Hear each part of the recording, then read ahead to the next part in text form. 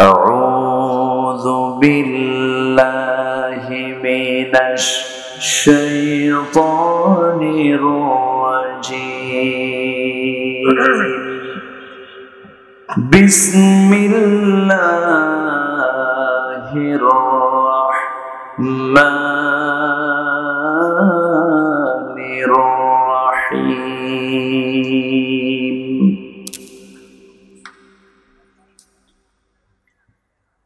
فخلف من بعدهم خلف أضاعوا الصلاة واتبعوا الشهوات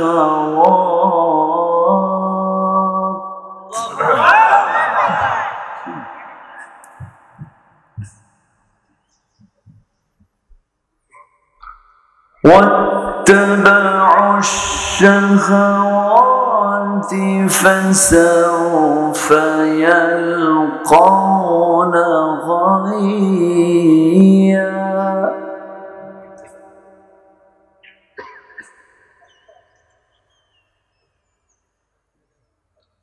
إلا من تاب وآمن وعمل صالحا فأولئك يدخلون الجنة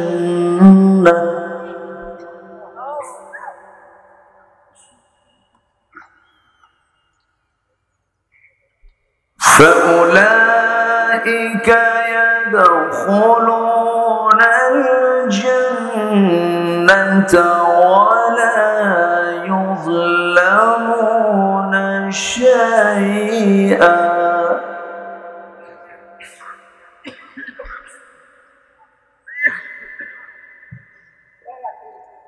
جنات عدن التي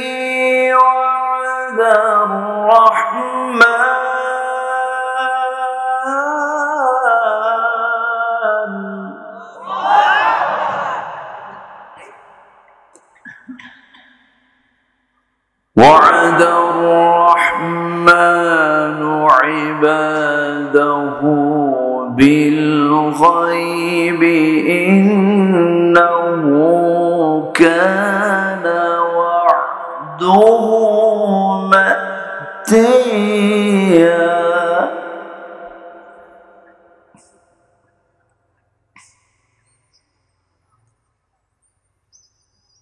لا يسمعون فيها لغوا إلا سلاما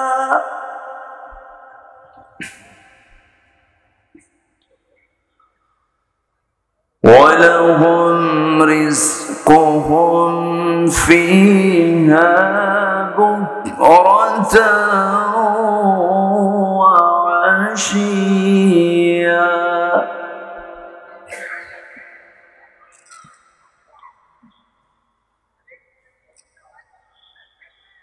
تلك الجنة التي نورث من عبادنا من كان تقيا.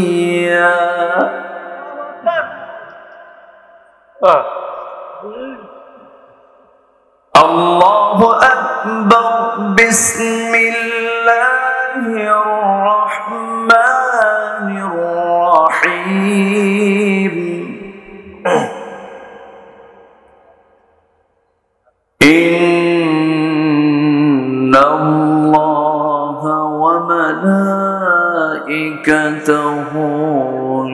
يصلون على النبي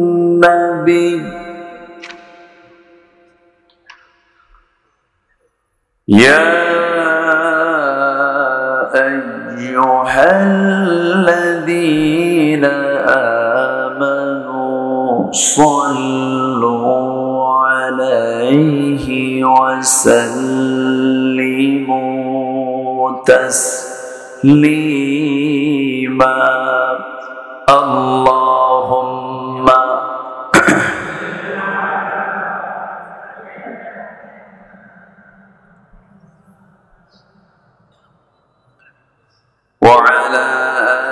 آله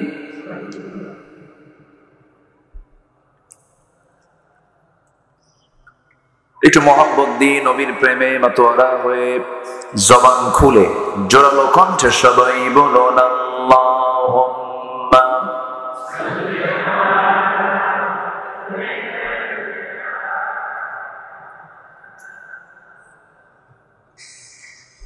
ওয়া আলা আলি সাইয়্যিদিনা।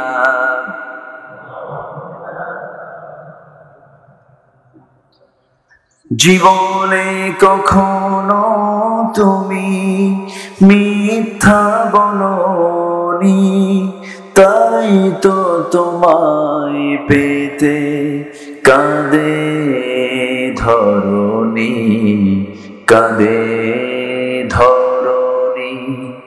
তোমারই মতো নেতা পেতে, তোমারই মতো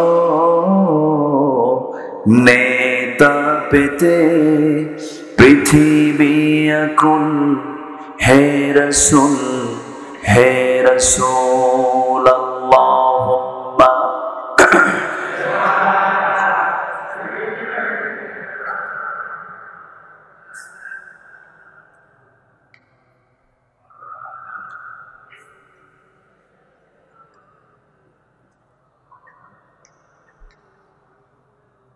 সবাই বলুন বালাগাল উলা বিকামালিহি কাশাফাত তুজা বিজামালিহি হাসানাত জামিউ খিসালিহি সাল্লু। সূরাতে ইউসুফ বিদারি হিকমতে লুকমান মা قارئ قرآن باري يهدي لسان مان ما بلغ العلا بكماله كشف الدجى بجماله حسنت جميع خصاله صلوا।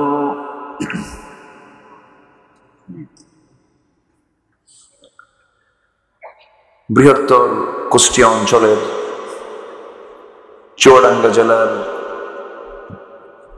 দামুড়হুদা উপজেলার হগলডাঙ্গা স্কুল মাঠে অনুষ্ঠিত মাহফিল ইন্তেজামিয়া কমিটি কর্তৃক আয়োজিত বাৎসরিক তাফসীরুল কোরআন মাহফিল 2023 2 নভেম্বরে অনুষ্ঠিত আজকের এই মহৎ আয়োজনের সম্মানিত সুযোগ্য সভাপতি জনাব মাস্টার শফিকুল ইসলাম,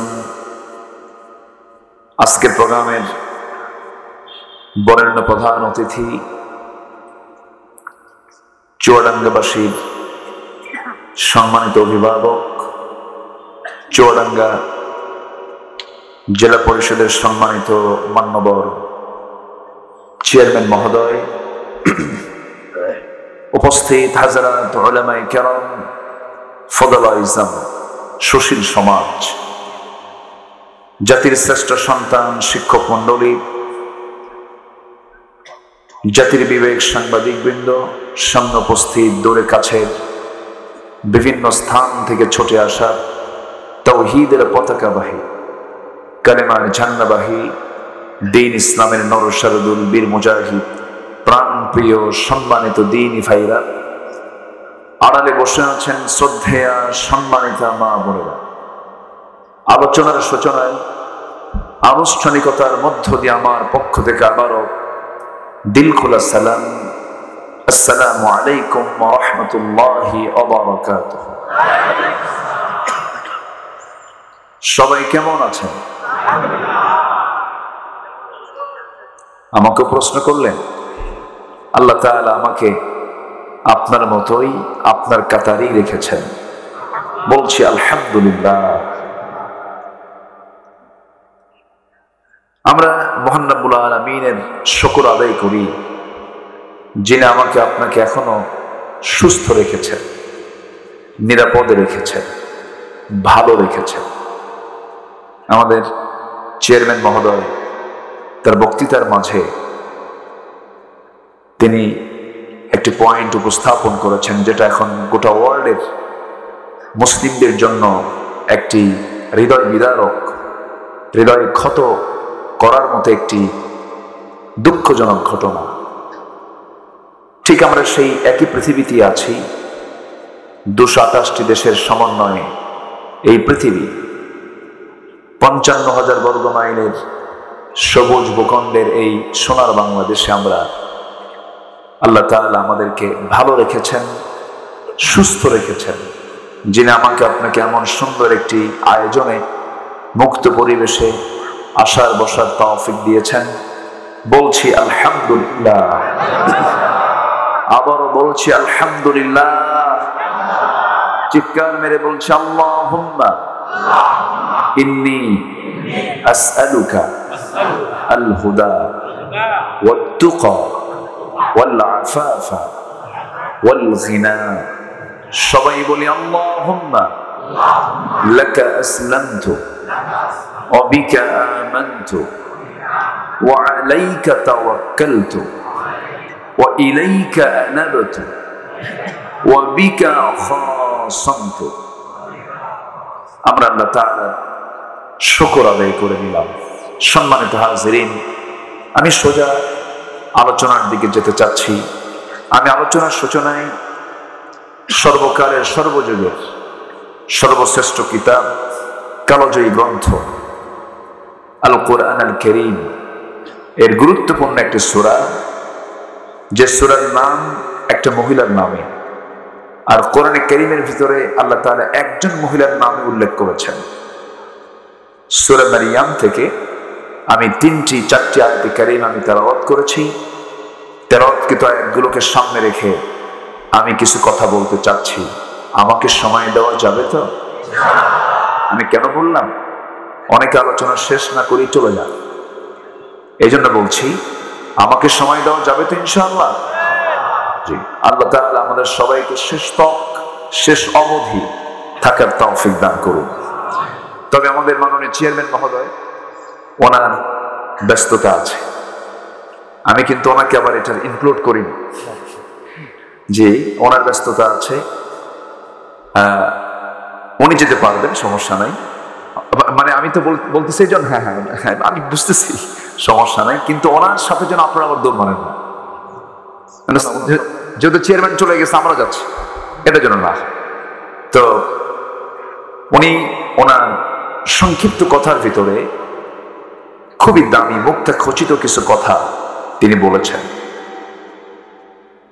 তিনি কিছু মানে মিষ্টি কথা নয়, কিন্তু কথাগুলো হক কিছু কথা তিনি বলেছেন। আল্লাহ তুমি তার কথার ভিতরে বরকত দিয়ে দাও, জোরে বলি আল্লাহুম্মা আমিন। আমরা যদি ভালো হতে চাই আল্লাহর কাছে, বেশি আমল লাগে না, শুধু সত্যকে মেনে নেওয়া আর মিথ্যাকে বর্জন করা, হালালকে হালাল জানা, হারামকে হারাম জানা। ওয়ালাম আযিদ আলা যালিকা শাইআন। এক সাহাবী বলেন, ইয়া রাসূলুল্লাহ, আমি যদি এই 4টার বাইরে আর কিছু না করি, কি তুমি জান্নাত পেয়ে যাবে? জোরে বলি সুবহানাল্লাহ। আমাদের সবচেয়ে বড় সমস্যা কি জানেন? আমরা ভুল করি কিন্তু সরি বলি না। এ পর্যন্ত আমার চোখে এটা পড়েনি যে কেউ ভুল করে বলল যে এটা আমার ভুল হয়েছে। বলে না, ভুল হয় না ফেরেশতার? কার ভুল হয় না? মানুষের ভুল আছে না? বলেন তো, আমার দেশে কেউ ভুল স্বীকার করে? কেউ কইছে সরি? কয় না। নিজেকে জেতার জন্য যে একটা চেষ্টা, নিজের স্বার্থকে, নিজের কায়েমি স্বার্থকে বিজয়ী করার জন্য একটা মুজাহাদা। আলহাকুমুত তাকাসুর হাত্তা যুরতুমুল মাকাবির। একে অপরের বেশি পাওয়ার ধান্দা তোমাদেরকে কবরের দিকে নিয়ে যাচ্ছে, ধ্বংসের দিকে ঠেলে দিচ্ছে। কথা কার? আল্লাহ তাআলা। আমরা সত্যকে সত্য জানবো, মিথ্যাকে মিথ্যা জানবো। আমরা সত্যের পথের পথিক হব। জোরে বলি ইনশাআল্লাহ।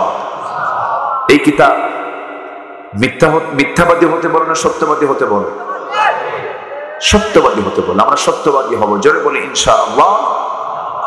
সেই মহাসত্য, শুধু কোরআন শুধু সত্য না, মহাসত্য আল কোরআন থেকে আমি কিছু কথা বলতে চাচ্ছি। ওয়ামা তাওফীকি ইল্লা বিল্লাহ আলাইহি তাওয়াক্কালতু ওয়া ইলাইহি উনীব। সেই মহান রবের প্রতি পূর্ণ ভরসা রেখে আসুন আমরা আলোচনায় চলে যাচ্ছি। কোরআন নাজিল করেছেন কে বলেন তো? কে নাজিল করেছেন? জিন্দার জন্য না মুর্দার জন্য? কিন্তু আজকে কোরআন তেলাওয়াত হয় মরার আগে বেশি না মরার পরে বেশি? বাড়িতে মারা গেছে একজন, বাস গোটা বাড়ি শুধু কোরআন তেলাওয়াত হচ্ছে, সারা বছর গান বাজনা চলছে। আজকে কোন কোন আছে না নাই? সারাক্ষণ আমার ভাবিরা স্টার জলসা স্টার প্লাস নিয়ে বসে থাকে। আমি কি ভুল বলছি? মুসলমান তার দেশীয় সংস্কৃতি নিয়ে সংস্কৃতিকে লালন করবে। সাংস্কৃতিক পরাধীনতা এই প্রকৃত পরাধীনতা। আজকে আমরা সাংস্কৃতিক ভাবে আমরা দেউলিয়া, আমাদের নিজস্ব কোনো সংস্কৃতি নাই। আমরা মুসলমান, আমাদের তাহজিব তামাদ্দুন আমরা এটা ভুলে গেছি। আজকে মুসলমানের পোশাক ঠিক নাই। যুবকদের প্যান্ট দেখছেন? দেখছেন প্যান্ট? প্যান্টের হাঁটু ফাটা। এটা কি মুসলমানদের কালচার বলেন তো? মাথার চুলের সাইজ দেখছেন? চুল কেমন?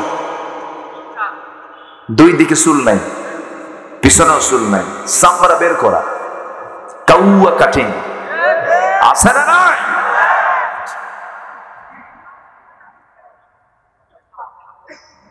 প্যান্টের হাঁটু যদি ফাটা থাকে নামাজ হবে কেমনে বলেন তো? আমি একটু প্রশ্ন করি আপনাদের, এখানে যারা আসছেন নামাজি বেশি না বেনামাজি বেশি? আমি কিন্তু বলতেছি না।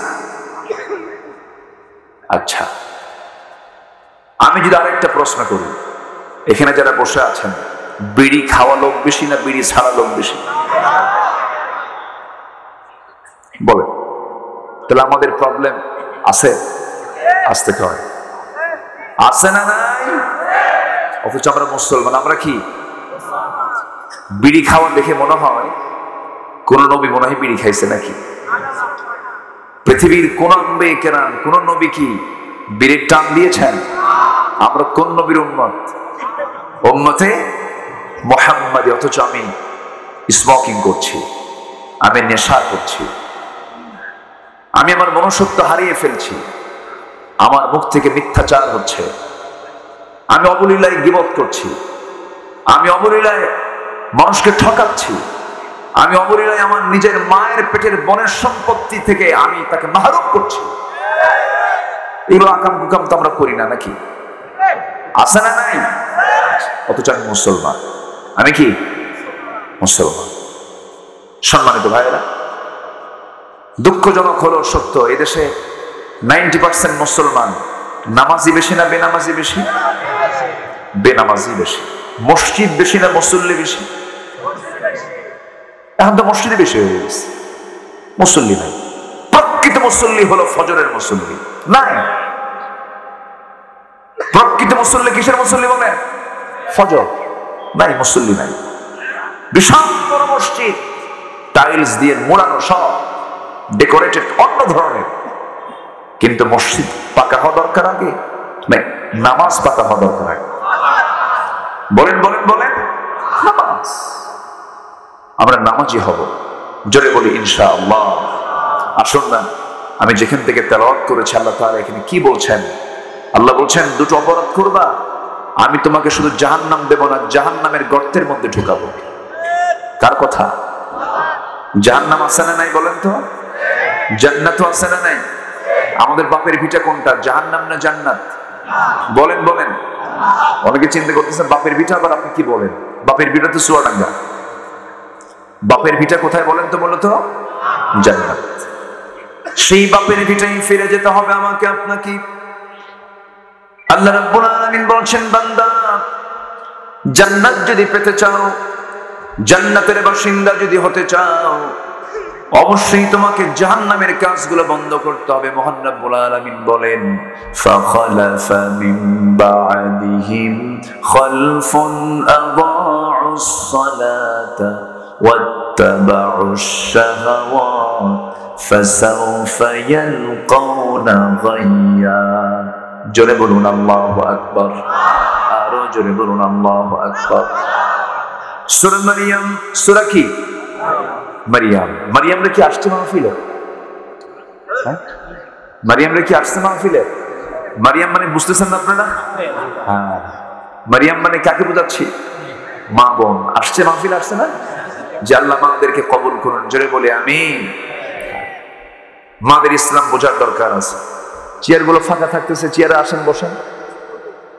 হ্যাঁ, একটু চেয়ারটা একটু সরায় দিয়ে একটু একটু হ্যাঁ একটু ওইদিকে টান দেন, হ্যাঁ, চেয়ার গুলো ফিল আপ করেন, সামনের কাতার পূরণ করুন, কাতার সোজা করুন, ঠিক আছে? একটু মানায়। হ্যাঁ, সম্মানিত ভাইয়েরা, তাহলে মেয়েদের ইসলাম বোঝার দরকার আরো কম না আরো বেশি? আরো কম না আরো বেশি? আরো বেশি। কারণ আমার জন্ম হয়েছে মার পেট থেকে, আমি এসেছি। কিন্তু আজকে মা বোনদের দিন শেখার আগ্রহ কি আছে বলেন তো? নাই। কোথায়? তাদের মধ্যে কোনো দিনদারিতা নাই। এলাকার মেয়েরা মনে হয় মার্কেটে যাই না তো নাকি? মার্কেটেও যায়। আচ্ছা, কারে নিয়ে যায়? স্বামীকে নিয়ে যায়, বড় ভাইকে নিয়ে যায়, না গার্লফ্রেন্ডকে নিয়ে যায়? দেখছেন কি জোরে কয় গার্লফ্রেন্ড। তোমার গার্লফ্রেন্ড আছে নাকি? ওর আছে, দেখছেন আরেকজন দেখায় দেয়।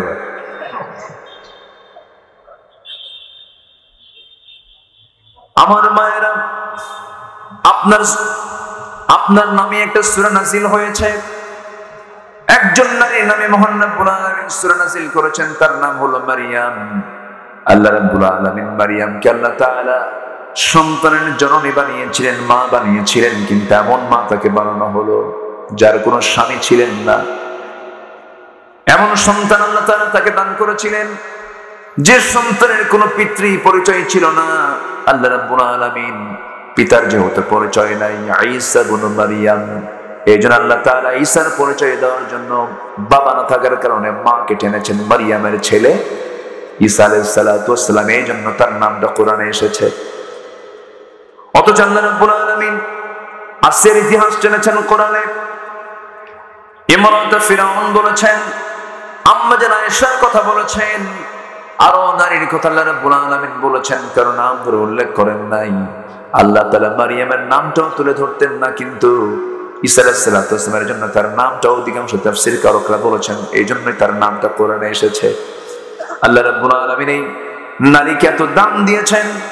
এই পৃথিবীতে একজন নারী দুনিয়াতে বসে জান্নাতের খাবার খেয়েছেন, সেই মহিলার নাম কি বলেন? আসতে বলেন না, কে বলেন? মারিয়াম। জান্নাতের খাবার তিনি দুনিয়াতে বসে বসে তিনি খেয়েছেন। 3টা দিন জাকারিয়া আলাইহিস সালাতু ওয়াস সালাম তার খোঁজ খবর নিতে পারেন নাই। দরজা তালাবদ্ধ ছিল। ওয়াকাফালাহা জাকারিয়া, তার দায়িত্বে ছিলেন আল্লাহর পয়গম্বর জাকারিয়া আলাইহিস সালাতু ওয়াস সালাম। 3টা দিন যেতে পারলেন না। হঠাৎ করে মনে হলো 3 দিন পর যখন তালা খুলে যখন ভিতরে ঢুকলেন, দেখেন অসময়কালীন অসময়ের ফলমূলগুলো তার সামনে হাজির হয়ে আছে। প্রশ্ন করা হলো, আন্না লাকি হাদা ইয়া মারিয়াম, হে মারিয়াম তুমি এগুলো কোথা থেকে পেয়েছো? তোমাকে এই খাবারগুলো যোগান দিল কে? সঙ্গে সঙ্গে মারিয়াম বলছেন, ক্বালাত হুয়া মিন ইনদিল্লাহ ইন্নাল্লাহা ইয়ারযুকু মান ইয়াশাউ বিগাইরি হিসাব। জোরে বলুন আল্লাহু আকবার। ও আমার খাবার, এই খাবারগুলো আমি পেয়েছি আল্লাহর পক্ষ থেকে, আল্লাহ তাআলা আমাকে পাঠিয়ে দিয়েছেন। আর আল্লাহ তাআলা যাকে রিজিক দিতে চান তাকে অপরিমিত সীমাহীন রিজিক দিয়ে দেন। জোরে বলে সুবহানাল্লাহ। রিজিকের ফয়সালা দুনিয়া থেকে না আসমান থেকে? আসতে বলুন, দুনিয়া থেকে না আসমান থেকে? কি অবিচল আস্থা, কি অবিচল বিশ্বাস ছিল, কি তাকওয়া তিনি অবলম্বন করেছেন যে দুনিয়াতে বসে আল্লাহ তাআলা তাকে জান্নাতের খাবার খাইয়ে দিয়েছে। সেই মহিলার জীবনী আমার আলোচনা করা মূল উদ্দেশ্য নয়, জাস্ট নামটা আসলো বলে তার কথাটা একটু বলে ফেললাম। এই মহিলার জীবনের সবচেয়ে বড় গুণগত দিক ছিল, সেটা হলো তিনি ছিলেন ধৈর্যের একটা পিরামিড। বিশাল ধৈর্যশীলা নারী ছিলেন তিনি। আল্লাহ তাআলা তার ধৈর্যকে কবুল করে নিয়েছেন। ইমানদারের সবচেয়ে বড় গুণ হলো ধৈর্য। সবচেয়ে বড় গুণ কি? ধৈর্য। ধৈর্য ছাড়া কোথাও কি কামিয়াবি হয়? এই দুনিয়ার জিন্দেগি তো কোনো কাজ করতে গেলে, ব্যবসা করতে যাবেন কি দরকার? সংসার করতে যাবেন, একটা পরিবার গড়বেন, বউ বানিয়ে বাড়িতে তুলে আনছেন, এখানেও কি দরকার? ধৈর্য দরকার। যে কোনো জায়গায় আপনি যান, ধৈর্যটা হচ্ছে সবচাইতে বড় একটা গুণগত দিক। একটা ইমানদারের যতগুলো গুণ আছে এর মধ্যে একটা অন্যতম গুণগত দিক হলো ধৈর্য। ধৈর্য যদি অবলম্বন না করেন আপনি টিকতে পারবেন না। রাসূল মক্কার মাটিতে 13 বছর মার খাইছেন না মার দিছেন? আস্তে কর। মার খাইছেন না মার দিছেন? মার খাইছেন 13 বছর। ধৈর্যের দরকার না? আস্তে কর। ধৈর্যের দরকার আছে না নাই বলেন? রাসূল কাকে মার খেয়েছেন না মার দিয়েছেন? মার খেয়েছেন 13 বছর একটানা। রাসূল শুধু মারই খেয়েছেন। সাহাবা কেরামকে ঘাট ধাক্কা দিয়ে দেশ থেকে বের করে দেওয়া হয়েছে, সম্পত্তি ক্রয় করা হয়েছে, মালামাল জব্দ করা হয়েছে, দলীয় নিবন্ধনকে বাতিল করে দেওয়া হয়েছে, সাহাবা কেরামকে জেলখানায় আটকে রাখা হয়েছে। খাব্বাবকে মারতে মারতে এক পর্যায়ে জ্বলন্ত অঙ্গারের উপরে চিৎ করে শুয়ে রেখেছে। সাইয়েদনা বেলালকে জিহবার মুখের মধ্যে হাত ঢুকাইয়া জিহবার টান মেরে বের করে জিহবার ভিতরে বাবলা গাছের কাঁটা ঢুকাই দেওয়া হয়েছে। এরপরেও তারা ধৈর্যের পরিচয় দিয়ে টিকে থেকেছেন কার পথে? আসতে বলবেন না, কার পথে? আল্লাহর পথে। তবে হ্যাঁ, শুধু মার খেলেই হবে না, মার খাওয়া সুন্নাত, প্রয়োজনের পরিপ্রেক্ষিতে মার দেওয়া সুন্নাত। মুসলমান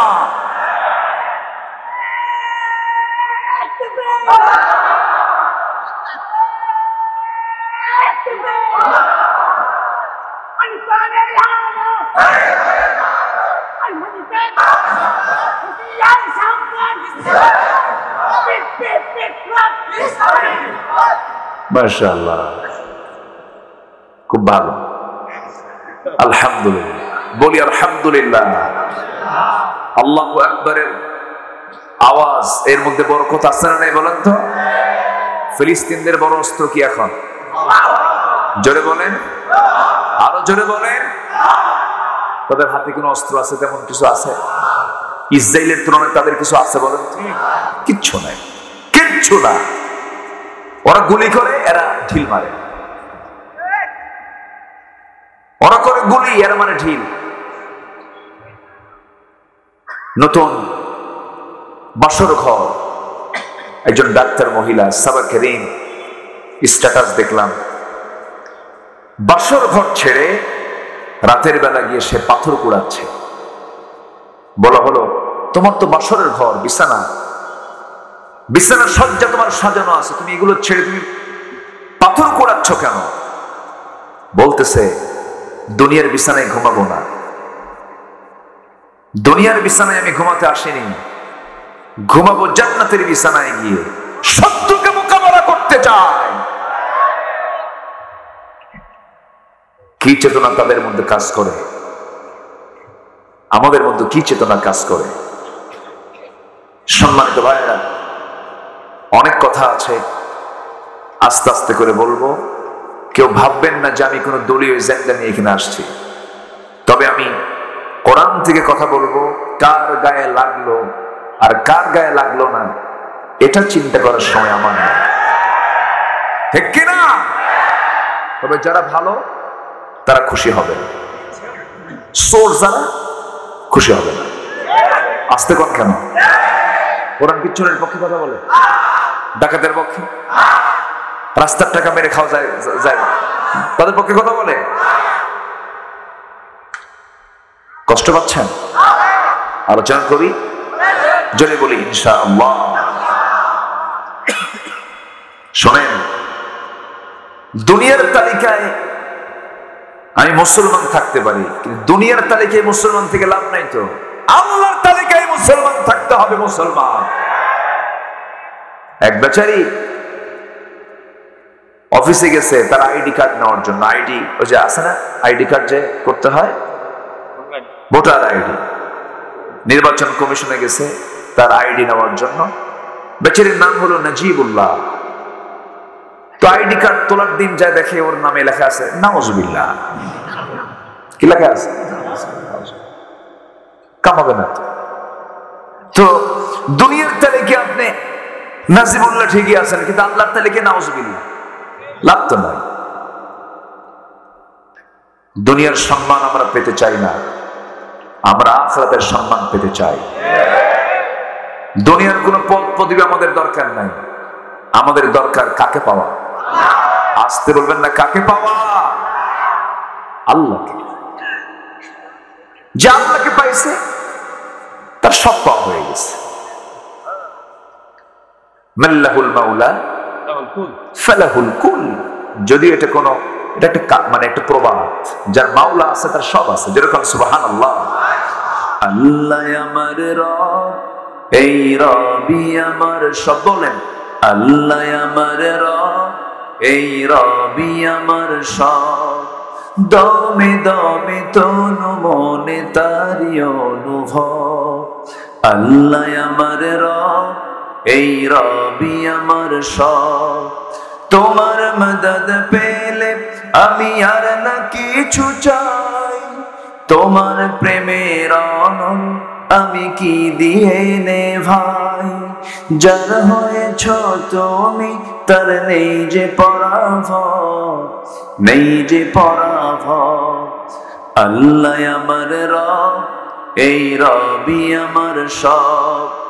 আল কোরআনের পথ, এই পথই আসল পথ। অন্য পথে অন্য মতে নেই যে রহমত। আল্লাহ আমার রব, এই রবি আমার সব। আল্লাহ কবুল করুন। এক নাম্বার কে? নাম্বার 2 কে? মুহাম্মদ সাল্লাল্লাহু। সে কোন বন্ধু বলো বেশি বিশ্বস্ত? সে কোন বন্ধু বলো বেশি বিশ্বস্ত? কার কাছে সব কথা বলা যায়, কার কাছে মন খুলে দেয়া যায়। হওয়া যায় বেশি আশ্বস্ত, তার নাম আহমদ বড় বিশ্বস্ত। আহমদ বড় বিশ্বস্ত, ঠিক কিনা? যে জন কখনো ব্যথা দিতে জানে না, যে জনকে বলি মুছে দেয় বেদনা। যে জন কখনো ব্যথা দিতে জানে না, যে জনকে বলি মুছে দেয় বেদনা। হৃদয়ের হাহাকার আপন করে নিতে আর কার বুক এত প্রশস্ত? তার নাম আহমদ বড় বিশ্বস্ত। আহমদ বড় বিশ্বস্ত, ঠিক কিনা? এক নাম্বার কে? নাম্বার 2 হচ্ছেন মুহাম্মদ সাল্লাল্লাহু আলাইহি ওয়াসাল্লাম। কষ্ট পাচ্ছেন নাকি আপনারা? আমি চুয়াডাঙ্গা, কুষ্টিয়া, যশোর, খুলনা এই অঞ্চলে এসে ওয়াজ করতে আমার একটু আনইজি লাগে। কেন জানেন? আপনাদের ভাষাগুলো আমার চেয়েও সুন্দর। বিশেষ করে আবার এই বেল্টের ভিতরে কুষ্টিয়ার মধ্যে পাবনার কিছু ভাষা ঢুকছে, তাই না? কিছু পাবনার ভাষা ঢুকে গেছে। ওইদিকে খুলনার মধ্যে কিছু বরিশাল ঢুকে গেছে, বজ্র ঢুকছে। ওইদিকে কুষ্টিয়ার মধ্যে গেদা ঢুকছে। গেদা বোঝেন না? ছেলে বাচ্চাকে গেদা বলে। কিছু ঢোকাঢুকি আছে, কিন্তু চুয়াডাঙ্গা মেহেরপুর একদম স্পেশাল বাংলা। কেউ তো আলহামদুলিল্লাহ করবেন, জোরে বলেন আলহামদুলিল্লাহ। খুব সুন্দর বাচনভঙ্গি। আমি চিতলা নাকি, হ্যাঁ চিতলা এসে একজনকে প্রশ্ন করলাম, এক ভ্যান চালককে বললাম, ভাই আমি হগল নাকি, নামটা কেমনে আসলো আল্লাহ। আচ্ছা হগলডাঙ্গায় যাব। তো উনি বললেন যে এই সোজা যাবেন, এরপরে বাম দিকে একটা রাস্তা গেছে, সুন্দর করে আপনি সোজা মাহফিল পেয়ে যাবেন। এত সুন্দর করে বললো, মনে হলো কলেজের প্রফেসর কথা বলতেছে। আলহামদুলিল্লাহ বলবেন না? আর নোয়াখালী হলে বলতো ইন্ডিয়া, ইন্ডিয়া যাবেন। সব শর্টে মারে ওরা। তো ভাষাগুলো অনেক সুন্দর আপনাদের, এই জন্য আমি চিন্তায় আছি যে আমার কোন ভুল যেন আপনারা ধরে বসে। অনেক সুন্দর মার থেকে আপনারা ভাষাগুলো পেয়েছেন, বলি আলহামদুলিল্লাহ। তাহলে এক নম্বর বন্ধু আমার কে খুঁজে পাচ্ছি আমরা, বলেন তো, জোরে বলেন কে? আল্লাহ। যার আল্লাহ আছে তার কিচ্ছু দরকার নেই। যার পক্ষে রাসূল আছেন তার কাউকে লাগবে না। যার রাসূল আছে, যার আল্লাহ আছে, তার পৃথিবীর কাউকে লাগবে না। সবচেয়ে বড় আমার সাহায্যকারী কে? আসতে বলবেন না, তিনি কে? আমার ভাইয়েরা, আল্লাহ রাব্বুল আলামিন খুব পরিচিত একটা আয়াত দিয়েছেন, যারা পারেন ঠোঁট মিলে আমার সঙ্গে বলুন, ঘরের আয়াত, মুখের আয়াত। ইন কুনতুম তুহিব্বুনাল্লাহা ফাত্তাবিউনি ইউহিব্বুকুমুল্লাহ ওয়া ইয়াগফির লাকুম যুনুবাকুম ওয়াল্লাহু গফুরুর রহিম। জোরে বলুন আল্লাহু আকবার। कि मोहम्मद से वफा तूने तू हम तेरे है, ये है जहाँ चीज है क्या लौह कलम तेरे है। मोहम्मद के যদি ভালোবাসো, ভালোবাসা পাবে আমার। লৌহ কলম লুফিবে তোমরা, মাটির পৃথিবী সেকোন ছাড় সব পেয়ে যাবে। সত্য হলো জীবনের চাইতে বেশি ভালোবাসতে হবে যিনি, তার নাম হচ্ছেন মুহাম্মদ সাল্লাল্লাহু আলাইহি ওয়াসাল্লাম। আমার বন্ধুগণ, সে আল্লাহকে, সে রাসূলকে যদি আমরা বন্ধু বানাতে চাই, কাছের জন বানাতে চাই, আল্লাহর দেওয়া যে কিতাব, এই কিতাবের সঙ্গে আমাদের সম্পর্ক রাখা দরকার। সবচেয়ে কম না সবচেয়ে বেশি? সবচেয়ে কম না সবচেয়ে বেশি? আর এই কোরআনের জ্ঞানগুলো জানা দরকার সাধারণ মানুষের বেশি না নেতাদের বেশি?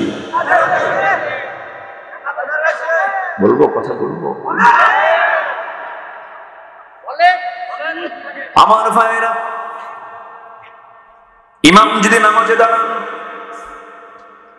সূরা ফাতিহা যদি মেরাজ ভাই নামাজে দাঁড়াইছে, আপনি তার পিছনে ইক্তেদা করছেন, ইমাম সাহেব যদি একটু এলোমেলো করে সূরা ফাতিহাটা পড়ে দেয়, কুলহুটা দিয়ে যদি আগে শুরু করে, কুলহু আল্লাহু আহাদ, কুলহু দিয়ে শুরু করে সূরা ফাতিহা যদি পড়ে নামাজ পড়বেন নাকি?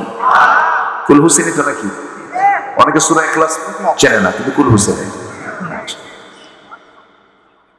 সূরা ইখলাস পড়লেন, এরপরে সূরা ফাতিহা পড়তেছেন, আপনি কিন্তু সঙ্গে সঙ্গে মানবেন না, লোকমা দিয়ে বলবেন হুজুর সোজা হন। কি হন? উল্টা হয়ে গেছে। একবার বললেন, দুবার বললেন, তিনবার আল্লাহু আকবার বললেন, তাও শোনে না। হুজুর ঠেলেই কুলহু কয়। এই সময় মাসালা কি হবে? সমাধান কি হবে? ইবনে হাজার আসকালানি রাহমাতুল্লাহ আলাইহি তিনি বলেছেন, ওই সময় ওই ইমামের পেছনে যে মুসল্লিটা সোজা সোজা দাঁড়ানো থাকবেন, সেই মুসল্লির দায়িত্ব বেশি বেড়ে যায়। সে নামাজটা ছাড়বে, তখন তো ইমাম সে আর থাকে না, তখন সে হয়ে যায় স্বৈরাচার। তার ঘাড়টা ধরবে শক্ত করে, এত শক্ত করে ঘাড় ধরবে যেন ঘাড়টা মটকে যায়, ঘাড় ধাক্কা দিয়ে মসজিদ থেকে বের করে দেবে।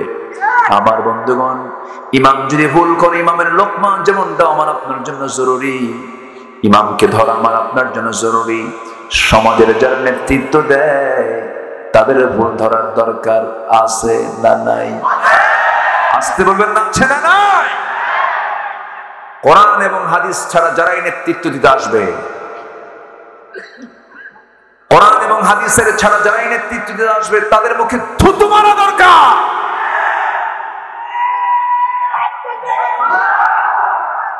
থামুন, বসেন, একটু কথা বলি, আমার দেন বলতে একটু। খুব সুন্দর না? ওনাকে ধন্যবাদ দিচ্ছি, সাহস আছে, আলহামদুলিল্লাহ। আওয়াজের দরকার আছে না নাই? বদর যুদ্ধে আওয়াজ ছিল কিনা বলেন? খলিফা ওমর ফারুক রাদিয়াল্লাহু আনহু তিনি একটা গর্জন দিলেন, একটা স্লোগান দিলেন, এক স্লোগান মারলেন, ওইদিকে কাফেরদের অন্ডকোষ ফেটে গেছে। ঘটনা, আওয়াজ হলো মুখে আর ফাটলো তলে। এর কারণটা কি? তারা ছিল চোখা চোখা পাথরের উপরে বসা, চোখা চিকন চিকন, যখন আওয়াজ দিছে নড়ে উঠছে, ঢুকে গেছে, রক্তাক্ত অবস্থা। সম্মানিত ভাইয়েরা, আওয়াজের দরকার আছে। এই আওয়াজকে অনেকে পছন্দ করে না। এরকম কিছু আছে না নাই বলেন? আল্লাহর নাম নেব না কার নাম নেব? আল্লাহর নাম নিতে যাদের আপত্তি, আমাদের প্রশ্ন তাদের জানাজা নিয়েও আপত্তি আছে। জানাজা আল্লাহর নাম আছে না নাই বলেন তো? সম্মানিত ভাইয়েরা, তাহলে আমরা আল্লাহকে পেতে চাই সবার পরে না সবার আগে? রাসূলকে পেতে চাই সবার পরে না সবার আগে? আমাদের রবকে, আমাদের নেতাকে বলেন, আমাদের নেতাকে মুহাম্মদ সাল্লাল্লাহু। আচ্ছা, আমাদের সংবিধান কি? জোরে বলেন, কোরআন। তাহলে আল্লাহ আমার রব, রাসূল আমার নেতা, কোরআন আমার সংবিধান।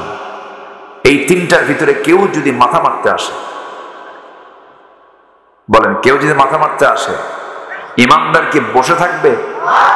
নখ চুষবে? আঙ্গুল চুষবে? আঙ্গুলিতে চষে কই? কোন সাড়া তো নেই। সম্মানিত বন্ধুগণ, সম্মানিত দ্বীনি ভাইরা, আমরা কোথায় কথা বলি? কথা বলি না তো, ভয় পাই। আজকে যদি বেশি সংখ্যক লাগবে না তো, ইয়াকুম মিনকুম 20 সাবিরুন ইয়াগলিবু মিয়াতাইন। আল্লাহ তাআলা বলছেন, 20 জন তোমরা যদি ইমানদার হও, 200 জনকে তোমরা পরাজিত করতে পারবে। কার কথা? আল্লাহর কথা। কষ্ট পাচ্ছেন নাকি আপনারা? একটু কান লাগান। কিন্তু আমি আপনি যে বিজয়ী হব, আমি আপনি যে সাকসেস হব, কেমন করে? আজান শুনি আমি, কিন্তু ঘুম বাদ যায় না। আজান শুনি আমি, আসসালাতু খায়রুম মিনান নাওম। আজান শুনতেছি, আজানের মধ্যে মুয়াজ্জিন বলতেছে, ঘুম থেকে নামাজ উত্তম, ঘুম থেকে নামাজ উত্তম। গোটা গ্রামে হাজার হাজার মুসল্লি মসজিদে যাওয়ার মতো যোগ্যতা তারা রাখে। একটা গ্রামের 2000 বাসিন্দা মসজিদে ফজর নামাজ গিয়ে দেখা যায় সেই জায়গায় মাত্র 50 থেকে 60 জন মুসল্লি প্রথম কাতারেই ভরে না। কেমন করে আপনি আপনার মঞ্জিলে মাকসুদে পৌঁছবেন? একজন ইমানদারের এবং একজন কাফেরের মধ্যে পার্থক্য সৃষ্টি হলো নামাজ। আল ফারুকু বাইনাল মুমিন ওয়াল কাফির তারকুস সালাহ। মুমিন এবং কাফেরের মধ্যে পার্থক্য সৃষ্টিকারী হলো নামাজ। সেই নামাজের কোনো খবর আজকে নাই। জনসভার ডাক দেয়, জনসভায় ডাক দিল জনসভায় জনগণ চলে গেল, জোহর গেল, আসর গেল, মাগরিব গেল, ইশা গেল। জনসভায় যারা বক্তৃতা করছে তারাও নামাজ পড়ে না, নামাজের জন্য বলেও না। আর যারা গেছে তাদেরও নামাজের কোনো খবর নেই। অথচ মুসলমান যেই জায়গায় গেলে পরে নামাজের পরিবেশ পাওয়া যায় না, যে নেতৃত্বে নামাজের কোনো বন্ধ নাই, সেই নেতৃত্বের কাছে আমাদের যাওয়ার কোনো দরকার। আমার বন্ধুগণ, কারণ জাহান্নাম থেকে আমাকে আপনাকে বাঁচতে হবে, জাহান্নাম থেকে আমাকে আপনাকে রেহাই পেতে হবে। জাহান্নাম থেকে বাঁচার জন্য আল্লাহ রাব্বুল আলামিন বলছেন, বান্দা জাহান্নামে যাবার যতগুলো কারণ আছে এর মধ্যে অন্যতম কারণ হলো, 1 নাম্বার কারণ হলো কোরআন বলে দিচ্ছে। আল্লাহ রাব্বুল আলামিন সুন্দর করে বলেন, ما سلككم في سقر قالوا لم نك من المصلين ولم نك نطعم المسكين وكنا نخوض مع الخائضين وكنا نكذب بيوم الدين حتى أتانا اليقين জোরে বলুন আল্লাহু আকবার। আমি কি দোয়া করে দেব? তো দুই একজন করে ওঠেন কেন? বসে এই এখানে স্কুলের ওখানে আওয়াজ করে খারাই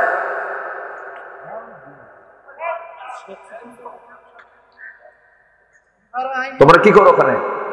হ্যাঁ, ফ্রি ফায়ার। মানে যে ফায়ারের কোনো বাধা নাই, ফ্রি ফায়ার। বসো। ভলেন্টিয়ার যারা আছেন একটু খেয়াল করার চেষ্টা করেন। কোরআনের মাহফিলে আলোচনার বাইরে যারা কথা বলে এটা কি হালাল না হারাম? বলেন হালাল না হারাম? এই জায়গায় বসে যদি আপনি মজা না পান তাহলে ভাবতে হবে আপনার পেছনে কেউ ওয়াসওয়াসা দিচ্ছে। শয়তান তো দামুর হুদা আসে না, আসে? বসেন, একটু বসেন। কত সময় তো দিলাম, রাত 3টার দিকে বিশ্বকাপ খেলা, 2টার দিকে উঠে উজু করে দোয়া করে আল্লাহ আমার দল যেন জিতে। সময় তো বহু দিই আমরা, কি এমন রাত হয়েছে? বসেন, ওঠার চিন্তা করেন কেন? বসেন। নামাজ শুরু হয়ে গেছে, আসর নামাজ 4 রাকাত, 2 রাকাতের সময় ভাবতেছেন যে আর পারতেছি না, থুয়ে দৌড় মারলেন, নামাজ হবে নাকি? মাহফিল আসছি আমরা, একটু বসি। কত সময় তো চলে যায় এদিক সেদিক। যতক্ষণ বসবো ফেরেশতারা দোয়া করতে থাকবে। জোরে বলি সুবহানাল্লাহ। বসে, কত সময় তো চলে যায়। আমি জাস্ট জাহান্নাম থেকে বাঁচার জন্য আমাদের কি আমলগুলো করা দরকার এ বিষয়ে আমি কথা শুরু করেছি। কোন সূরা থেকে বলেন তো? মারিয়াম থেকে। মেরাজ ভাই কই গেছিলেন? কোনো সমস্যা? কোনো অসুবিধা নেই? জি, বলি আলহামদুলিল্লাহ। আচ্ছা, আজকে মানে হ্যাঁ কি বললেন? থাকবেন সারা রাত? দেখেন এই লোক আবার কি বলে, সারা রাত থাকবেন আপনি? দেখা যাক, জোরে বলি ইনশাআল্লাহ। আপনি থাকবেন, আমি চলে যাব। আজকের সমাজটা কোথায় গেছে দেখেন। দুধ স্বাস্থ্যের জন্য উপকার না মদ স্বাস্থ্যের জন্য উপকার? দুধ, তাই না? দুধ বিক্রি হয় বাজারে, এটা কম দামি জায়গায়, আর মদ বিক্রি হয় এসি রুমের ভিতরে। আমি কি ভুল বলছি? আজকে আমরা আছি কোথায়? কোথায় আছি আজকে আমরা? আজকে যুবক যদি বিয়ে করতে চায়, বাবা খেপে ওঠে। বাপ বলে কিসের বিয়ে? নিজের পায়ে দাঁড়া। ও কি অন্যের পায়ে দাঁড়ায় আছে? কিন্তু ছেলেটা জেনা করতেছে, ছেলেটা রং পন্থায় চলাফেরা করছে, গার্লস স্কুলের সামনে সিট হয়ে পড়ে আছে, বাপ এদিকে নজর দেয় না। জেনাকে আজকে সহজ করে দেওয়া হয়েছে, বিয়েটাকে আজকে হার্ড করে দেওয়া হয়েছে। বিয়ে করার পরে গোছাবে না বিয়ের আগে গোছাবে? বলেন, বিয়ের আগে না বিয়ের পরে? বিয়ের পরই তো গোছাবে, বিয়ের আগে তো গোছাবে না। বিয়ের আগে গোছাবে কি? আপনি বিয়েই তো করে নাই। সে রং থিওরি দিয়ে আজকে যুব সমাজকে ধ্বংস করে দিচ্ছে। যখন একটা যুবক যখন বিয়ে করবে তখন সে সাইজ হবে, তখন কি হবে? সাইজ হবে। যুবকরা আমার ওয়াজে খুব খুশি, হুজুর ভালো করে এখন বিয়ে দেয় না। দেন কি জোরে করে, ঠিক ভালো, ভালো তো।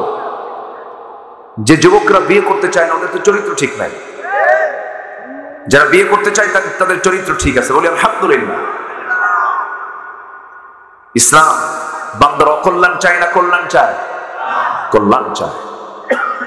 আমার বন্ধুগণ, নিজে ভালো থাকতে হবে এবং সমাজকে ভালো করতে হবে। নিজেকে ভালো থাকতে হবে, পরিবারকে ভালো রাখতে হবে। এই জন্য আল্লাহ রাব্বুল আলামিন বলছেন, বান্দারা আমি তোমার জন্য এই কিতাবটা দিয়েছি। তোমার ব্যক্তি, পরিবার, সমাজ, রাষ্ট্র, রাজনীতি, অর্থনীতি, ব্যাংক, বীমা, অফিস, আদালত, ব্যবসা বাণিজ্য সবকিছু চালাবে তুমি কোরআন দিয়ে। সব আমি এর মধ্যে দিয়ে দিয়েছি। যেরকম সুবহানাল্লাহ, সব দিয়ে দিয়েছেন এর ভিতরে। আল্লাহ রাব্বুল আলামিন বিয়ের কথা বলেছেন, তালাকের কথা বলেছেন, ব্যবসার কথা বলেছেন, রাজনীতির কথা বলেছেন। তবে হ্যাঁ, মনে হয় এর মধ্যে রাষ্ট্রের কোনো নীতি নাই। আসতে বলবেন না, সেনা নাই। কিন্তু আমাদের কেউ মাঝে মাঝে বলে, হুজুর দয়া করে আপনি ওয়াজ যখন করবেন, দয়া করে আকাশের উপরেরটা বলবেন আর মাটির নিচেরটা বলবেন, দুনিয়া আমরা দেখে নেব। আছে না এরকম? আছে না এরকম? আছে না নাই? এরকম মোল্লা আমার দেশে আছে, এরকম মোল্লাও আছে। মদের দোকান উদ্বোধন হবে, হুজুর গিয়ে হাজির, দোয়া করে আল্লাহ এই মদের দোকানে বরকত দাও। আছে। নতুন সিনেমা উদ্বোধন হবে, সেই সিনেমার উদ্বোধনে দোয়া করে আল্লাহ এই সিনেমায় তুমি আল্লাহ বরকত দাও। কলাকুশলী যারা আছে এদের হায়াত দারাজ করো, এরকম করে দোয়া করো। এরকম অসভ্য, নরাধম, নরপশু কিছু আছে না নাই? ছিল, আগেও ছিল, এখনো আছে। জান্নাতে যাওয়ার সার্টিফিকেট পৃথিবীর কেউ দিতে পারবে? হ্যাঁ বলেন, কেউ দিতে পারবে? জান্নাতের সার্টিফিকেট এই পৃথিবীর কেউ দিতে পারবে না। শুধু আমার রাসূল 10 জন সাহাবীর ব্যাপারে বলেছেন, আমার 10 জন সাহাবী, আবু বকর জান্নাতি, ওমর জান্নাতি, ওসমান জান্নাতি, আলী জান্নাতি, তালহা জান্নাতি, আব্দুর রহমান বিন আউফ জান্নাতি। রাসূল এরকম করে 10 জন সাহাবীর নাম বলেছেন। এছাড়া পৃথিবীর কোন মানুষকে এরকম বলতে পারবে, ডিক্লার দিয়ে আপনি জান্নাতি বলতে পারবে? পারবে। আমার দেশে জান্নাতের টিকিট দিয়ে দেয়, সার্টিফিকেট দিয়ে দেয়। এরকম লোক আছে না নাই বলেন? জান্নাত মামুর বাড়ির আবদার না, যে পাইলাম আর চাইলাম আর পাইলাম। জান্নাত পেতে হলে জান্নাতের কাজ করার দরকার আছে না নাই? নামাজ বাদ দেওয়া? একটু পয়েন্টের দিকে আসি আমরা। আল্লাহ রাব্বুল আলামিন সূরা মারইয়ামের 59 নম্বর আয়াত বলেন, কয় নাম্বার? বাড়িতে মিলায়ে দেখবেন হুজুর কথাটা ঠিক বলেছেন কিনা। আমি আয়াত বেশি করে বলার চেষ্টা করি। আমার দেশে কিছু আলোচক আছে, আলোচনার মধ্যে কোন আয়াত বলে না, হাদিস বলে না। আছে না? আছে। মানুষও কান্দে, বক্তা নিজেও কান্দে, কিন্তু কোন সাবজেক্ট নিয়ে আলোচ্য বিষয় নাই, কিছুই বোঝে না। ওই লোকের মতো, ওই মহিলার মতো এক মহিলা, ছোট্ট মানুষ, 8 বছর বয়স, কাঁদতেছে। তার কান্না দেখে তার মা এসে বলে, মা তুই কান্দিস কেন? কিচ্ছু কয় না। মেয়ের কান্না দেখে মাও কান্দে, মেয়েও কান্দে, মাও কান্দে। মেয়ে মার কান্না দেখে প্রতিবেশী যারা আছে তারা এই দৃশ্য দেখে সব কান্দে। তো কান্নার রোল পড়ে গেছে। শেষে এখন সবাই মিলে বলতেছে, আচ্ছা মা তুমি 8 বছর বয়স, তুমি যে কান্দতেছো এর কান্নার কারণটা কি? আমরা তো সবাই কান্দলাম 100, তুমি কান্দলা কেন? বলতেছে, মা আমি এই জন্য কাঁদতেছি, আমার বয়স এখন 8 বছর, আমার যখন 16 বছর হবে তখন আমার বিয়ে হবে। বিয়ে হওয়ার পর আল্লাহ আমাকে একটা ছেলে দিবেন, সেই ছেলের বয়স যখন 8 বছর হবে, যদি মইরা যায় তাহলে বাঁচবো কেমন? এই জন্য কাঁদতেছি। কি কথা কি বুঝতেছেন আপনি? এই হচ্ছে অবস্থা। আমরা আজকে একটা ধারণা নিয়ে যাব, জাহান্নামে যাওয়ার জন্য, জাহান্নামের গর্তে যাওয়ার জন্য আল্লাহ তাআলা বলছেন, এই সমস্ত অপরাধগুলো যদি করিস আমি তোকে শুধু জাহান্নাম দেব না, জাহান্নামের গর্তের মধ্যে ঢুকাবো। কার কথা? আল্লাহর কথা। আল্লাহ কি ওয়াদা ভঙ্গ করবেন? ভঙ্গ করবেন না। জাহান্নাম বানিয়েছেন কার জন্য? আস্তে কয় মানুষকে, অমানুষের জন্য। মানুষ কম কেন? জাহান্নাম বানিয়েছে কার জন্য? আর জান্নাত বানিয়েছে? এখন কোন পৃথিবীতে মানুষ বেশি না অমানুষ বেশি? আমরা কি হতে চাই? মানুষ। আমার বন্ধুগণ, অমানুষের জন্য জাহান্নাম। তবে একজন নবী আল্লাহ তাআলা কি সাহস দিয়ে বলে ফেলেন, সাহস করে বলে ফেললেন, আল্লাহ তুমি তো রহমান, তুমি তো রহিম, তুমি তো গফফার, তুমি তো গফুর, সবচেয়ে বেশি দয়া তোমার বেশি। হ্যাঁ আমি তো সবচেয়ে বড় দয়ালু। সেই নবী বলে ফেললেন, আল্লাহ তুমি যদি রহমান হও, তুমি যদি রহিম হও, তুমি যদি গফফার হও, বান্দার জাহান্নাম দেওয়ার জন্য তুমি আল্লাহ কেমন করে জাহান্নাম বানাইছো? তোমার কি দয়া মায়া হবে না? জাহান্নাম কেন বানাইলা? বলেন তো। এমন জাতীয় প্রশ্ন সকল নবীদের মধ্যে কোন নবী করতে পারেন? দেখছেন, ও সবাই পারে। বলি আলহামদুলিল্লাহ। নবীর নাম কি বলেন তো? মুসা। কারণ একজন নবী এরকম করে কথা বলতেন। এই কিতাবের ভিতরে কোরআনটা নাযিল হয়েছে নবীর উপরে, আর যে নবীর উপরে কোরআন নাযিল হলো তার নাম যতবার এসেছে তার চাইতে বেশি নাম এসেছে কোন নবীর? বলেন মুসা। আমার নবীর নাম 4 জায়গায় আসছে। ওয়ামা মুহাম্মাদুন ইল্লা রাসূল, মুহাম্মাদুর রাসূলুল্লাহি ওয়াল্লাযীনা মাআহু আশিদ্দাউ আলাল কুফফারি রুহামাউ বাইনাহুম। আমার নবীর নাম যতবার এসেছে তার চাইতে বেশি মুসার নামটা এসেছে। আল্লাহ রাব্বুল আলামিন মুসার নামটা অনেক বেশি বাড়িয়ে দিয়েছেন, অনেক সম্মান তাকে দিয়েছেন। এর মধ্যে 1 নাম্বার কারণ হলো এই পৃথিবীতে সবচেয়ে তাকুদের শক্তির গডফাদার ছিল ফেরাউন। ফেরাউনকে মোকাবেলা করে সফল হয়েছেন কোন নবী? আসতে বলবেন না, কোন নবী বলেন? হাতের মধ্যে তার কি থাকতো? আসতে বলবেন না, কি থাকতো? লাঠি থাকতো। শুধু তসবিহ নিলে হবে না, প্রয়োজনে মুসার শক্ত লাঠিও হাতে নিতে হবে, ঠিক কি না? মুসা আলাইহিস সালাম খুব দামি নবী ছিলেন। একদিন বলছেন, আল্লাহ তুমি কেন জাহান্নাম বানাইছো? তোমার কি দয়া মায়া নাই? দেখেন কি পেঁচ লাগাই দিছে। তোমার দয়া মায়া সবচেয়ে বেশি। তুমি আল্লাহ তুমি কেমন করে জাহান্নাম বানায়া জাহান্নামের মধ্যে বান্দাকে ফেলবা? তোমার কি দয়া মায়া নাই?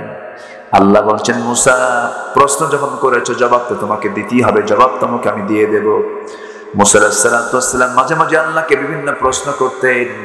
একদিন আল্লাহকে বলছেন অনেক রাতে, আল্লাহকে বলছেন, আল্লাহ একটা প্রশ্ন করি। কি প্রশ্ন? আমার তো মাঝে মাঝে ঘুম ধরে, তোমার কি ঘুম ধরে না? আল্লাহ বললেন, মুসা আমি তো কখনো ঘুমাই না। আল্লাহ তুমি তো ঘুমাও না আমি জানি, কিন্তু এরপর আমি তোমাকে প্রশ্ন করলাম কারণ আমি তোমাকে ভালোবাসি। আল্লাহ তুমি আমাকে একটু বুঝায় দাও।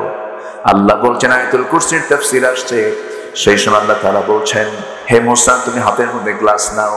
গ্লাস নিয়েছেন, গ্লাসটা নিয়ে মনটা খারাপ করে বসে আছেন। আল্লাহ বলছেন, মুসা মন খারাপ কেন? তিনি বলছেন, আল্লাহ গ্লাস ধরার দায়িত্ব কোনো দায়িত্ব হলো নাকি? আল্লাহ বলেন, আগে ধরো মুসা। সঙ্গে সঙ্গে মুসা আলাইহিস সালাম যখন ধরেছেন, আল্লাহ তাআলা তার মধ্যে ঘুম যখন চলে আসে, গ্লাস থাকার কথা না পড়ে যাওয়ার কথা, যখন পড়ে গেছে তখন বলে ফেলেছেন ইন্না লিল্লাহ। আল্লাহ বলছেন, মুসা দায়িত্ব নাকি ছোট হলো? গ্লাস কেন পড়লো? আল্লাহ গ্লাস তো আমার হাত থেকে পড়তো না, এই সময় তোমার ঘুমটা দেওয়ার কি দরকার ছিল কও তো? আল্লাহ এরকম করে মজা করে কথা বলতেন। খুব সাহসী নবী ছিলেন, কাউকে তিনি পাত্তা দিতেন না। ফেরাউনকে কালিমার দাওয়াত দিতে কোনো ভয় পান নাই, চুল পরিমাণ কোনো ভয় পান নাই তিনি কখনো। একমাত্র ভয় পেতে হলে ইমানদার ভয় পাবে কাকে? আল্লাহ ছাড়া কাউকে ভয় করা তো জায়েজই নাই। ভয় করা যাবে? ভয় করা যাবে না। ভয় করলে শিরিক হবে। ভয় করলে কি হবে? শিরিক হয়ে যাবে।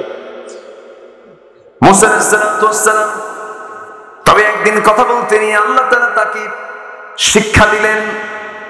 কোন বান্দা কখনো সবচেয়ে বড় জ্ঞানী বলতে পারে না। তবে একদিন মুসা আলাইহিস সালামকে একজন প্রশ্ন করেছে, মুসা এই পৃথিবীর মধ্যে সবচেয়ে জ্ঞানী মানুষটাকে? আমি। মুসা কি বলতেছেন? আমি সবচেয়ে জ্ঞানী। আল্লাহ বলছে, মুসা এই কথা আমার দারুণ লেগে গেছে, তুমি কেমন করে এই কথা বললা? তোমার চোখ জ্ঞানী আছে। আল্লাহ কে আছে? আচ্ছা ঠিক আছে, দেখবা নাকি? হ্যাঁ দেখবো আমি। আল্লাহ বললেন, ও মুসা দেখতে যদি চাও তোমার সফর সঙ্গে সাথে নিয়ে নাও, রওনা দিয়ে দাও ভাজা মাছ নিয়ে। ভাজা মাছ নিয়ে রওনা করলেন। ভাজা মাছ যেখান থেকে তাজা হয়ে যে দিক দিয়ে রওনা দেবে সেই দিক দিয়ে তোমার পথ, সেদিক দিয়ে তুমি চলতে থাকবে। কিন্তু ব্যাগ থেকে ভাজা মাছ কখন বের হয়ে গেছে টের পান নাই। ব্যাগ খুলে দেখেন মাছ নাই। আবার তিনি ফিরলেন, ব্যাগ করলেন, লাইন খুঁজে পেলেন। খুঁজতে খুঁজতে দেখি, খুঁজতে খুঁজতে সেই লাইন পেলেন। সেই সুড়ঙ্গের মধ্যে দিয়ে ঢুকতে ঢুকতে গিয়ে একদম এমন একটা জায়গায় গেলেন, সেই জায়গায় গিয়ে দেখেন একজন আল্লাহর পছন্দের গোলাম তিনি বসে আছেন, আল্লাহর জিকির করছেন, আল্লাহর নাম নিচ্ছেন। তার নাম হলো খিদির আলাইহিস সালাম। বসে আছেন, সামনে গিয়ে দাঁড়ায় বলছেন আপনি কে, আপনার পরিচয়টা কি?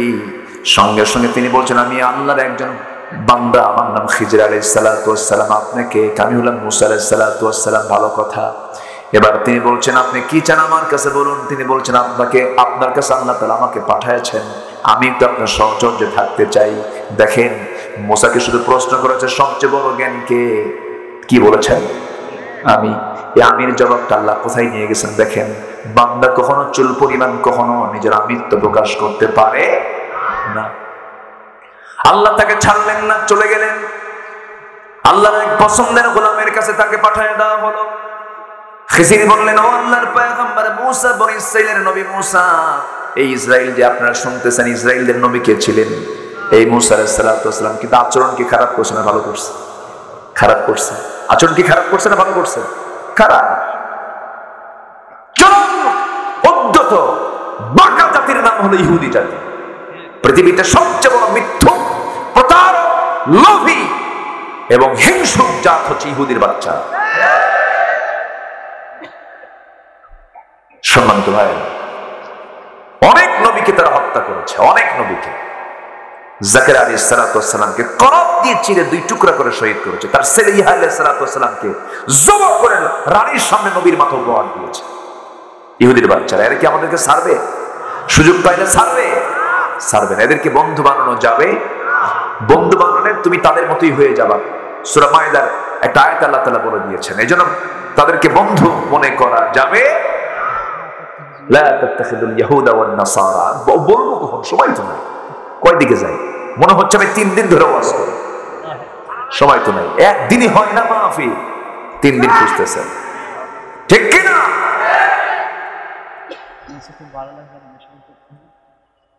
জি, দেখা যাক, জোরে বলি ইনশাআল্লাহ। মুসা আলাইহিস সালাতু ওয়াস সালাম বললেন আমি আপনার সঙ্গে সময় দেব। খিজির বললেন আপনি পারবেন না, খামাকে দেরি করেন না, আপনি চলে যান। কেন? আমি আপনার সঙ্গে একটু সময় থাকতে চাই।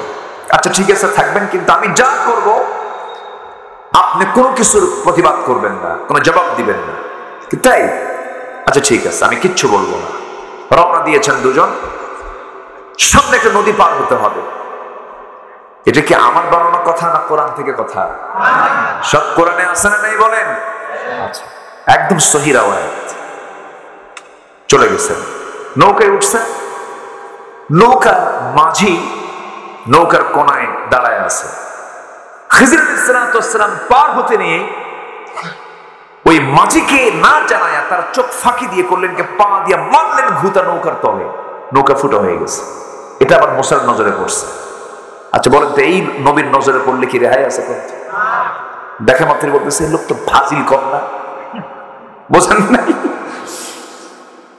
উনি নিয়ন্ত্রণ করতেই পারলেন না। বললেন শোনেন, ফাজলামের কিন্তু একটা মাত্রা আছে। আপনি আমার সামনে এরকম কাম করবেন, আমি ছাড়বো নাকি? খিজির আলাইহিস সালাতু ওয়াস সালাম বললেন বলছি না আপনাকে যে আপনি আমার সঙ্গে থাকতে পারবেন না। ভুল হয়ে গেছে, সরি, আমি আর বলবো না। সামনে চলতে নিছে।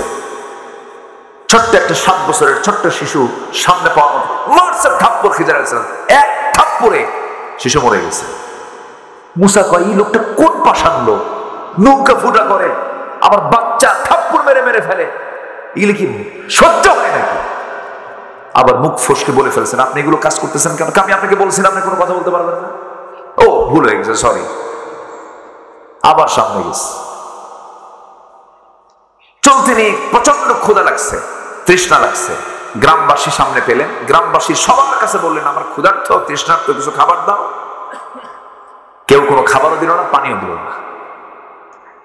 মুসা মনে মনে ভাবলেন আহারে এরা এত পাষাণ, আমাদের একটু উপকার করলো না। তো ওই গ্রাম পার হতে নেই রাস্তার ধারে ছিল একটা মাটির দেওয়াল। সে মাটির দেওয়ালটা দেখে এবার খিজির আলাইহিস সালাম বলছেন ভাই মুসা এটা একটু আমরা ঠিক করে দিই, প্রাচীরটা ভেঙে গেছে, ঠিক করে দিই। প্রাচীর ঠিক করলেন, কিন্তু মুসার মনে প্রশ্ন, শিশুকে থাপ্পড় মেরে মেরে ফেললি, নৌকা পার করে দিল মাঝি, সেই নৌকা ফুটা করলি, আর গ্রামের মানুষ ভাত দেয় না, পানি দেয় না, আর সেই গ্রামের আবার দেওয়াল ঠিক করে দিস। কথা বলছেন? উনি এবারও বলে ফেললেন যে না আপনার সঙ্গে আমার পোষাচ্ছে না, আপনি এই দেওয়াল কেন ঠিক করতেছেন? গ্রামের মানুষ আপনার পানি দেয় না, খাবার দেয় না, সেই গ্রামের উপকার করে লাভ। আমি আপনারা বলছি না যে আপনি আমার কোনো কাজে বাধা দিবেন না, আপনি আমার সঙ্গে থাকতে পারবেন না। মুসা বলতেছে ঠিক আছে আমি থাকবো না, উত্তর আগে দে। বোঝেন না? উত্তর আগে দিয়ে দেন। খিজির আলাইহিস সালাম বললেন, ভাই মুসা, আপনি আল্লাহর পয়গম্বর, আল্লাহ তাআলা আপনাকে বিশাল বড় মর্যাদা দিয়েছেন। খিজির আলাইহিস সালাম তিনি নবী ছিলেন না, অনেকেই বলেছেন তিনি নবী ছিলেন না, কিন্তু আল্লাহর অত্যন্ত কাছের বান্দা ছিলেন। তিনি বললেন, ভাই মুসা, নৌকা যখন পার হচ্ছিলাম সেই সময় আমি দেখতে পেয়েছি, আল্লাহ পাক আমাকে জানিয়ে দিয়েছেন কিছু জলদস্যু তারা নৌকাগুলো তারা ছিনতাই করে নিয়ে যাচ্ছিল। এই মাঝিটা পরিবার চলে এই নৌকার কামাই দিয়েই। এই নৌকাটা নিয়ে গেলে কি করে খাবে, তাদের পরিবার চলবে না। এই জন্য তাদের ক্ষণিক একটু ক্ষতি হলো, কিছু স্থায়ী উপকার করার জন্য আমি তাদের নৌকা ফুটা করেছি। নৌকা পানির নিচেই থেকে যাবে, যখন জলদস্যু যখন চলে যাবে আবার নৌকাটা তুলে নিয়ে তারা ঠিকঠাক করে আবার তাদের কাছে নৌকা থেকে যাবে। মুসা আলাইহিস সালাম আশ্চর্য হয়ে গেলেন, আল্লাহ ভুল করেছি, আমার চেয়ে বড় জ্ঞানী পৃথিবীতে আছে। নাম্বার 2, আমি যে থাপ্পড় মারলাম শিশুটাকে, শিশুর বাবা শিশুর মা খুব ভালো আবেদ, খুব ভালো মানুষ ছিল, তারা দুনিয়া থেকে বিদায় নিয়েছে, আমি একে থাপ্পড় মারছি এই জন্য, কারণ এই ছেলেটা বড় হলে বদ হবে, দুষ্ট হবে, অসামাজিক কাজ করে ফেলবে, বাপমার কবরে তাদের শাস্তি হবে।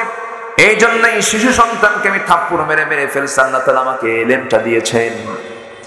এরপরে যে গ্রাম দিয়ে যাচ্ছিলাম সেই গ্রামের মানুষ আমাদেরকে খাবার দেয় নাই, পানি দেয় নাই, ভালো কথা, কিন্তু যে বাড়ির দেওয়ালটা আমি ঠিক করে দিয়েছি সেই বাড়ির মূল মালিকটা মারা গেছে। মূল মালিক মারা যাওয়ার কারণে ওই বাড়িতে ওই মূল মালিকের 2টা সন্তান, মেয়ে সন্তান রেখে সে মারা যায়। এই সন্তানগুলো ধীরে ধীরে বড় হবে, প্রাপ্তবয়স্ক হবে, বিয়ের সময় টাকা পয়সার প্রয়োজন হবে, কিন্তু ওই মালিকের মেয়ে 2টা বিয়ে শাদীর জন্য যে বন্দোবস্ত সেই জাতীয় কোনো অর্থ তাদের কাছে নাই। কিছু গুপ্তধন, কিছু সম্পদ এই দেওয়ালের মধ্যে রয়েছে। দেওয়ালের মধ্যে থাকার কারণে কিছু গুপ্তধন বের হয়ে গেছে। আমরা দুজন মিলে প্রাচীর ঠিক করে দিলাম, ওই সম্পদটা যেন ঠিক থেকে যায়। বিয়ের সময় হবে, প্রাচীরটা ভেঙে গুপ্তধনটা বের করে তাদের বিয়ের বন্দোবস্ত হয়ে যাবে। মুসা আলাইহিস সালাম আল্লাহর কাছে সেজদা দিয়ে বলতেছে, আল্লাহ জীবনে আর কমু না, আমি সবচেয়ে বড় জ্ঞানী। আল্লাহু আকবার বলেন। সবচেয়ে বড় জ্ঞানী কে? আসতে বলবেন না, কে? আল্লাহ। সেই মুসা আলাইহিস সালাম আল্লাহকে বলেন, আল্লাহ তুমি জাহান্নাম কেন বানাইছো? তুমি তো রহমান, তুমি তো রহিম, তুমি তো গফফার, তুমি তো গফুর। জাহান্নাম তো তুমি বানাইছো, কিন্তু তোমার নামের সঙ্গে এটা যায় না, একটু আমাকে বুঝাই দাও তো আল্লাহ। আল্লাহ বলছেন, মুসা তোমাকে বোঝানোর জন্য প্র্যাকটিক্যাল বোঝাতে হবে। তাফসীর এসেছে, আল্লাহ বলেন, মুসা তুমি এই মুহূর্তেই একটা জমি সিলেকশন করে ফেলো, জমিতে তুমি গম লাগায় দাও। গম লাগায় না, গম ছিটায়। বলে এলাকায় কি করে? গম লাগায় না, ছিটায়। গম ছিটায় দিলেন। গম যখন ছিটায় দিলেন, গমটা বড় হলো, পাকলো। সেই গমগুলো তিনি কাটলেন, গমগুলো তিনি বাড়িতে নিয়ে আসলেন। আর যে নাড়াগুলো রয়ে গেল, আর যে অকেজো কিছু গম রয়ে গেল, অকেজো গমগুলো এবং নাড়াগুলোতে তিনি আগুন ধরায় দিচ্ছেন। এমন সময় আল্লাহ বলছেন, মুসা গমের ভুঁইয়ে, গমের জমিতে তুমি আগুন ধরায় দিচ্ছ কেন? আল্লাহ গমের ভুঁইয়ে তো দেই নাই, গম তো তুলে নিয়েছি, বাকি যে অকাজের গমগুলো আছে, নাড়াগুলো আছে, এগুলো তো আমি আগুন ধরায় দিতেছি, এগুলোর কোনো কাজ নেই, এগুলো অকাজের জন্য, এই জন্য আমি আগুন ধরায় দিতেছি। আল্লাহ বলছেন, মুসা আমি 8টা জান্নাত বানাইছি, 7টা জাহান্নাম বানাইছি। এই পৃথিবীতে যেগুলো বান্দাকে আমি পাঠাইছি, এই সমস্ত বান্দার মধ্যে যেগুলো মানুষ, যেগুলো অনুগত বান্দা, যেগুলো কাজের আমল করেছে, ভালো আমল করেছি, এই সমস্ত বান্দাগুলোকে আমি বাছাই করে করে 8টা জান্নাতের মেহমান বানাবো। আর যেগুলো কাজের বান্দা, তুমি যেমন কাজের গমগুলোকে ঘরের মধ্যে তুলে নিয়েছো, যত্ন করে রেখে দিয়েছো, আর অকাজের গমগুলোতে আগুন ধরা দিয়েছো, তেমনি আমার যে সমস্ত বান্দাগুলো, কাজের যে সমস্ত বান্দাগুলো খারাপ কাজ করেছে, তোমার মতো আমি তাদেরকে আগুনের ভিতরে ঢুকাইয়া জাহান্নামের মধ্যে ঢুকে আগুন ধরাইয়া দেবো। আল্লাহু আকবার বলেন। মুসা বলছে, আল্লাহ বুঝতে পারছি। জোরে কান সুবহানাল্লাহ, জোরে কান সুবহানাল্লাহ। আমরা কাজের বান্দা হব না কাজের বান্দা হব, বদ আমল করবো না নেক আমল করব, বেনামাজি হব না নামাজি হব। আল্লাহ রাব্বুল আলামিন বলেন فخلف من بعدهم خلف أضاعوا الصلاة واتبعوا الشهوات فسوف يلقون غيا। আল্লাহ রাব্বুল আলামিন বলেন যে সমস্ত বান্দাগুলো এক নম্বর অপরাধ, মোট 7টি অপরাধ করলে পরে আল্লাহ রাব্বুল আলামিন জাহান্নাম শুধু নয় জাহান্নামের গর্তের মধ্যে ফেলে দিবেন। সেই গর্তের নাম হলো গাই। গর্তের নাম কি বলেন? সবাই বলেন গর্তের নাম কি? গাই। ফাসাফা ইয়ালকাউনা গাইয়া। গাই নামক গর্তের মধ্যে ফেলা হবে। গাই নামক গর্ত এত ভয়ঙ্কর গর্ত যে জাহান্নাম পর্যন্ত গাই গর্ত থেকে ভয় পায়, এত ভয়ঙ্কর সেই গর্তের অবস্থাটা। এই গর্তের মধ্যে ওই সমস্ত বান্দাগুলোকে ঢুকানো হবে। এর মধ্যে 1 নম্বর অপরাধ হলো আজান শুনেছে, নামাজ পড়ে নাই, অথবা নামাজ পড়েছে নামাজটা তার নষ্ট হয়ে গেছে। যারা নামাজকে নষ্ট করে ফেলবে, আল্লাহ রাব্বুল আলামিন বলছেন 1 নম্বর অপরাধ হলো যারা নামাজকে নষ্ট করে ফেলবে, আমি তাদেরকে 1 নম্বর জাহান্নামের সেই গর্ত গাই নামক গর্তের মধ্যে আমি তাকে ঢুকাবো। জোরে কন নাউযুবিল্লাহ। আমার দেশে নামাজি বেশি না বেনামাজি বেশি? আসতে বলবেন না, নামাজি বেশি না বেনামাজি বেশি? বেনামাজি বেশি। নামাজ পড়তে চায় না, নামাজের কোনো ধার ধারে না, নামাজের কথা শুনলে পরে অনেকের গা জ্বালা করে, আছে না নয়? নামাজ পড়ে দেখে সন্দেহ করে। বিসিএস পরীক্ষায় বলেন তুমি কি নামাজ পড়ো? যে পরীক্ষাতে তুমি কি নামাজ পড়ো? হ্যাঁ। কেমন নামাজ পড়ো? 5 ওয়াক্ত। তুমি তো তাহলে মৌলবাদী। কি নামাজ পড়ো? শুক্রবারে। না ঠিকই আছে, কোনো মতো যায় আসে। সম্মানিত ভাইরা, দাড়ি রাখা যদি অপরাধ হয়, দাড়ি রাখতে পৃথিবীর কারো অনুমতি লাগবে না। মুসলমানের দাড়ি রেখেছেন মুহাম্মদ সাল্লাল্লাহু। দাড়ি রাখতেও বাধা আছে না নাই? আসতে বলবেন আছে না নাই? আকলমন্দ ইশারা বাসাত, সচেতন ব্যক্তির জন্য ইঙ্গিতটাই যথেষ্ট। যেই কাজ করতে গিয়ে আল্লাহ বাদ যাবেন, রাসূল বাদ যাবেন, সেই কাজে যাওয়ার আমার কোনো ঠেকাই নেই। ঠিক কি না? আমাকে দেখবেন কে? আসতে বলবেন আমাকে দেখবেন কে? আমাকে প্রশ্ন করেছেন একদিন, হুজুর আমি অমুক কাজ করি, অমুক কাজ করতে গেলে আমার নামাজ কাজা হয়, কি করব? বললাম তোর আল্লাহ আগে না কাজ আগে? যে কাজ করতে গেলে তোমার নামাজ হচ্ছে না সেই কাজ বাদ। কাজের অধীনে নামাজ নয়, নামাজের অধীনে কাজ। যে কাজ নামাজকে বাদ দিয়ে দেয় সে কাজ কোনো কাজ? আসতে সে কাজ কোনো কাজ? সে কাজ কোনো কাজ না। নামাজ আমরা পড়বো কয় ওয়াক্ত? 5 ওয়াক্ত নামাজ পড়বেন। কারা কারা একটু হাত তুলে দেখেন তো দেখি। জোরে বলি ইয়া আল্লাহ, আর জোরে বলি ইয়া আল্লাহ। আমাদেরকে 5 ওয়াক্ত সালাত আদায় করা তৌফিক তুমি আল্লাহ দিয়ে দাও। জোরে বলি আমিন, আরো জোরে আমিন, আরো জোরে আমিন। তাহলে জাহান্নামের গর্তের মধ্যে ঢুকাবেন। 1 নম্বর অপরাধ হলো কি না পড়া? কি না পড়া? আমার নবীজির মৃত্যুর পূর্বের সর্বশেষ ওসিয়ত, সর্বশেষ কথা, সর্বশেষ বাক্য ছিল কি নিয়া? নামাজ, সালাত। আল্লাহু আকবার। আমার নবীজি ইন্তেকাল করবেন, ইন্তেকালের সময় ঘনিয়ে আসছে। রাসূল বেঁচে ছিলেন পৃথিবীতে 63 বছর 9 ঘন্টা। 63 বছর 9 ঘন্টা তিনি বেঁচে ছিলেন। অথচ এই সংক্ষিপ্ত জীবনে সবচেয়ে মহা সফল হয়েছেন মুহাম্মদ সাল্লাল্লাহু আলাইহি ওয়াসাল্লাম। আমার বন্ধুগণ, সেই নবীজি দুনিয়া থেকে বিদায় নেবেন, বিদায় লগন চলে এসেছে। নবীজির একবার হোশ একবার বেহোশ। নবীজি ইন্তেকাল করবেন, মালাকুল মউত চলে আসবে নবীর কাছে। নবীজি মারা যাবেন যে কোনো মুহূর্তে। নবীজি প্রচন্ড অসুস্থ। নবীজির মৃত্যুর পূর্বে নবীজির 2টা রোগ হয়েছিল। একটা হলো প্রচন্ড মাথা ব্যথা এবং প্রচন্ড জ্বর। যাদের মাথা ব্যথা আছে এটা সুন্নাহ রোগ, যাদের জ্বর হয় এটা সুন্নাহ। বলি আলহামদুলিল্লাহ। অসুস্থতাও কিন্তু একটা নিয়ামত। আমার নবীজি প্রচন্ড মাইগ্রেন, প্রচন্ড মাথা ব্যথা হচ্ছিল। আমার নবীজির প্রচন্ড জ্বর। আমার নবীজি সোজা আম্মা জান আয়েশার ঘরের মধ্যে গিয়ে ঢুকলেন, বললেন, আয়েশা শরীরটা কেমন যেন মনে হচ্ছে, মনে হয় বাঁচবো না। ও আয়েশা, তুমি আমার মাথায় একটু পানি ঢেলে দাও। পানি ঢেলে দেওয়া হলো। নবীজির মাথার পানির চুলগুলো ভিজে ভিজে আসছে। এমন সময় বেলাল আজান দিয়ে দিলেন। তিনি শোয়া ছিলেন। রাসূল বলছেন, আয়েশা কোনো বালিশে ঘুমাবো না, তোমার উরুটা বিছায় দাও। উরুর উপরে তিনি মাথা রাখলেন। আজান হয়ে গেল। আজান শোনার সঙ্গে সঙ্গে আমার নবীজি দেরি করলেন না, চেষ্টা করলেন জামাতে নামাজ পড়ার জন্য। আমার নবীজি জোর করে তিনি ওঠার চেষ্টা করলেন, উঠে দাঁড়াচ্ছেন। এমন সময় মাথা চক্কর মেরে পড়ে যেতে নিলেন। আম্মা জান আয়েশা তাকে ধরে ফেললেন। ধরে ফেলে বলছেন, হুজুর আপনি দাঁড়িয়ে পারবেন না। রাসূল বলছেন, আয়েশা বুঝতে পেরেছে আজ থেকে মনে হয় আর জামাতে নামাজ আমার হবে না, আমি জামাতে নামাজ পড়তে পারবো না।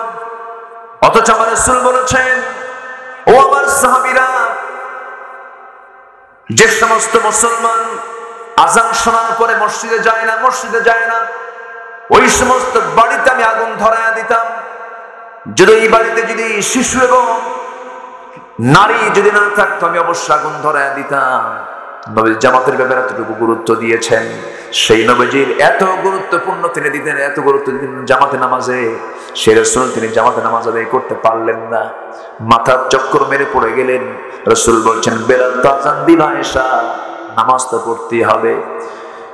আমার আয়েশা তুমি তাড়াতাড়ি করে তোমার বাবা আমার প্রিয় সাহাবী আবু বকরকে বলো আমার মুসল্লায় যেন দাঁড়ায় এসে নামাজের নেতৃত্বটা দিয়ে দেয়।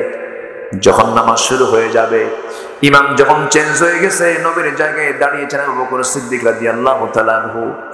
আমার নবীজি যখন আওয়াজ শুনতে পেলেন, আল্লাহু আকবার যখন বলে ফেলেছেন, সাহাবায়ে কেরাম হাওমাও করে চিৎকার করে কান্নাকাটিতে ভেঙে পড়েছেন। আরে নবীর পিছনে বুঝি আমরা নামাজ পড়তে পারবো না, নবীর পিছনে বুঝি আমরা ইক্তেদা করতে পারবো না। আমার নবীজি বলছেন, আয়েশা আমার সাহাবীরা কেমন করে নামাজ পড়ে আমার একটু দেখার বড় শখ হচ্ছে, আমাকে একটু ধরো তো। তাকে ধরলেন, ধরে জানালার কাছে নিয়ে গেলেন। জানালার কাছে গিয়া জানালার ফাঁকা দিয়ে সাহাবায়ে কেরামদের নামাজগুলো দেখতেছেন। আর আমার নবীজির কোনা বেয়ে চোখের কোনা বেয়ে টপ টপ করে পানি পড়তেছে, রাসূল কাঁপতেছেন। আম্মা জান আয়েশা নবীজির চোখের পানিটা হাত দিয়ে মুছে মুছে দিচ্ছেন আর বলছেন, ইয়া রাসূলুল্লাহ আপনি কেন কাঁদতেছেন? আপনার সাহাবীরা তো নামাজ পড়ে, এটা তো আনন্দের সংবাদ। রাসূল বলছেন, আয়েশা মানুষের চোখের পানি দুইটার সময় বের হয়, চরম দুঃখের সময় পানি বের হয়, আর একটু চরম আনন্দের সময় চোখে পানি বের হয়। আয়েশা রে, আমার যে চোখের পানি দেখতেছো এটা আমার চরম দুঃখের না, এটা আমার চরম আনন্দের চোখের পানি। ওরে আয়েশা আমি মনে হয় বাঁচবো না, ওরে আয়েশা আমি মনে হয় দুনিয়া থেকে বিদায় নিয়ে নেব। এই যে চোখের পানি দেখতে পেতে আয়েশা, এই চোখের পানি আসার কারণ হলো, ওরে আয়েশা আজকে আমার সাহাবীরা আজকে স্বাধীন সময়ে স্বাধীন পরিবেশে সুন্দর করে তারা জামাতে নামাজ পড়তে পারতেছে। আমি যখন মক্কায় যখন নামাজ পড়তে যেতাম, সেই সময় আমার রুকুতে যখন যেতাম, আমার পিঠের উপর উঠের পচনারি পরি চাপায় দিত। এই নামাজ কায়েমের সংগ্রাম করতে গিয়ে তায়েফের ময়দানে আমাকে রক্ত ঝরাতে হয়েছে। এই নামাজ কায়েমের সংগ্রাম করতে গিয়ে উহুদের ময়দানে আমার দাঁত হারাতে হয়েছে।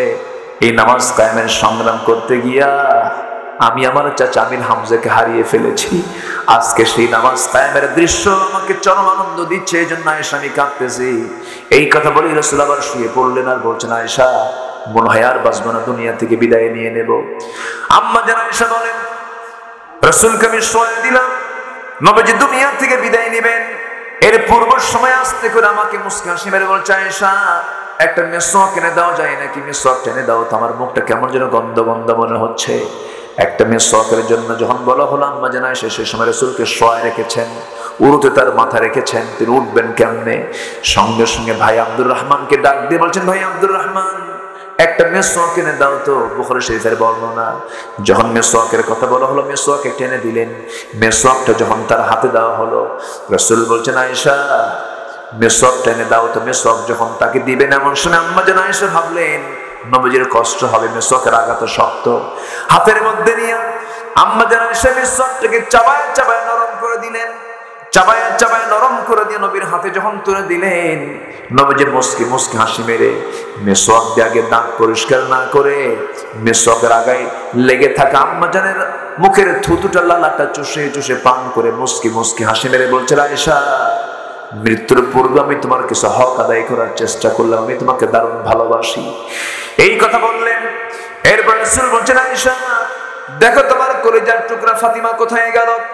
ফাতিমাকে খুঁজে পাচ্ছি না, ফাতিমা আমার কোথায়? বলার সঙ্গে সঙ্গে দরজা খুলে নবীর সামনে হাজির হয়ে গেছেন।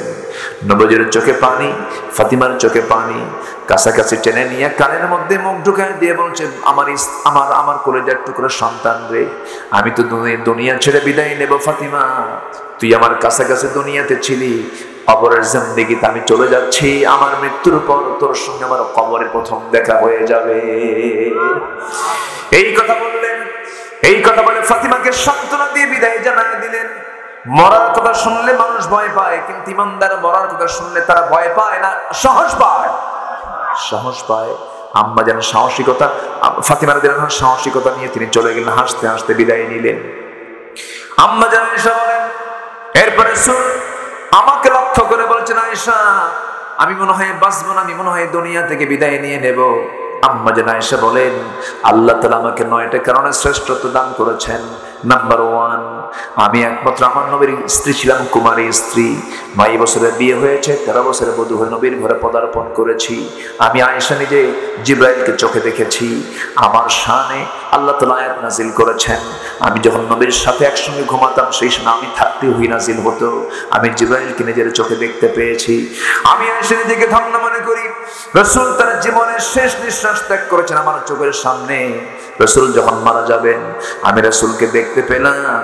রাসূল আমাকে লক্ষ্য করে বলছেন, আয়েশা আমি মনে হয় বাঁচব না, দুনিয়া থেকে বিদায় নেব, দেখো তো ঘরের মধ্যে কোনো কিছু আছে নাকি।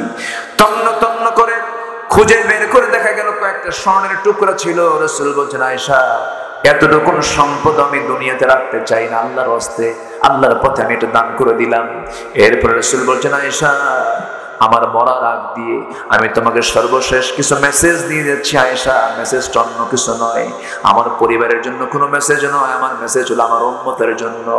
আমার উম্মতরা যেন হাসরের দিন জান্নাত পাবার জন্য অন্তত আসসালাত আসসালাত আইমা মালাকাত আইমানুকুম, নামাজ নামাজ, 5 ওয়াক্ত নামাজ যেন না ছেড়ে দেয়। যেরকম সুবহানাল্লাহ, বুকটা ফেটে যায়, খুব খারাপ লাগে মাঝে মাঝে। আহারে এমন দেশের নাগরিক আমরা মুসলমান, 95% মুসলমান, কিন্তু মসজিদগুলো ভরে না, মাত্র 5% মুসলমান নামাজ পড়ে। দেশ স্বাধীন হলো 71-এ, আজকে 2023 সাল চলে যাচ্ছে। এই যে 52 বছর কত সংসদ ভাষণ বসলো, কত আইন পাশ হলো, আজ পর্যন্ত নামাজের আইন কেউ পাশ করতে পারলো না।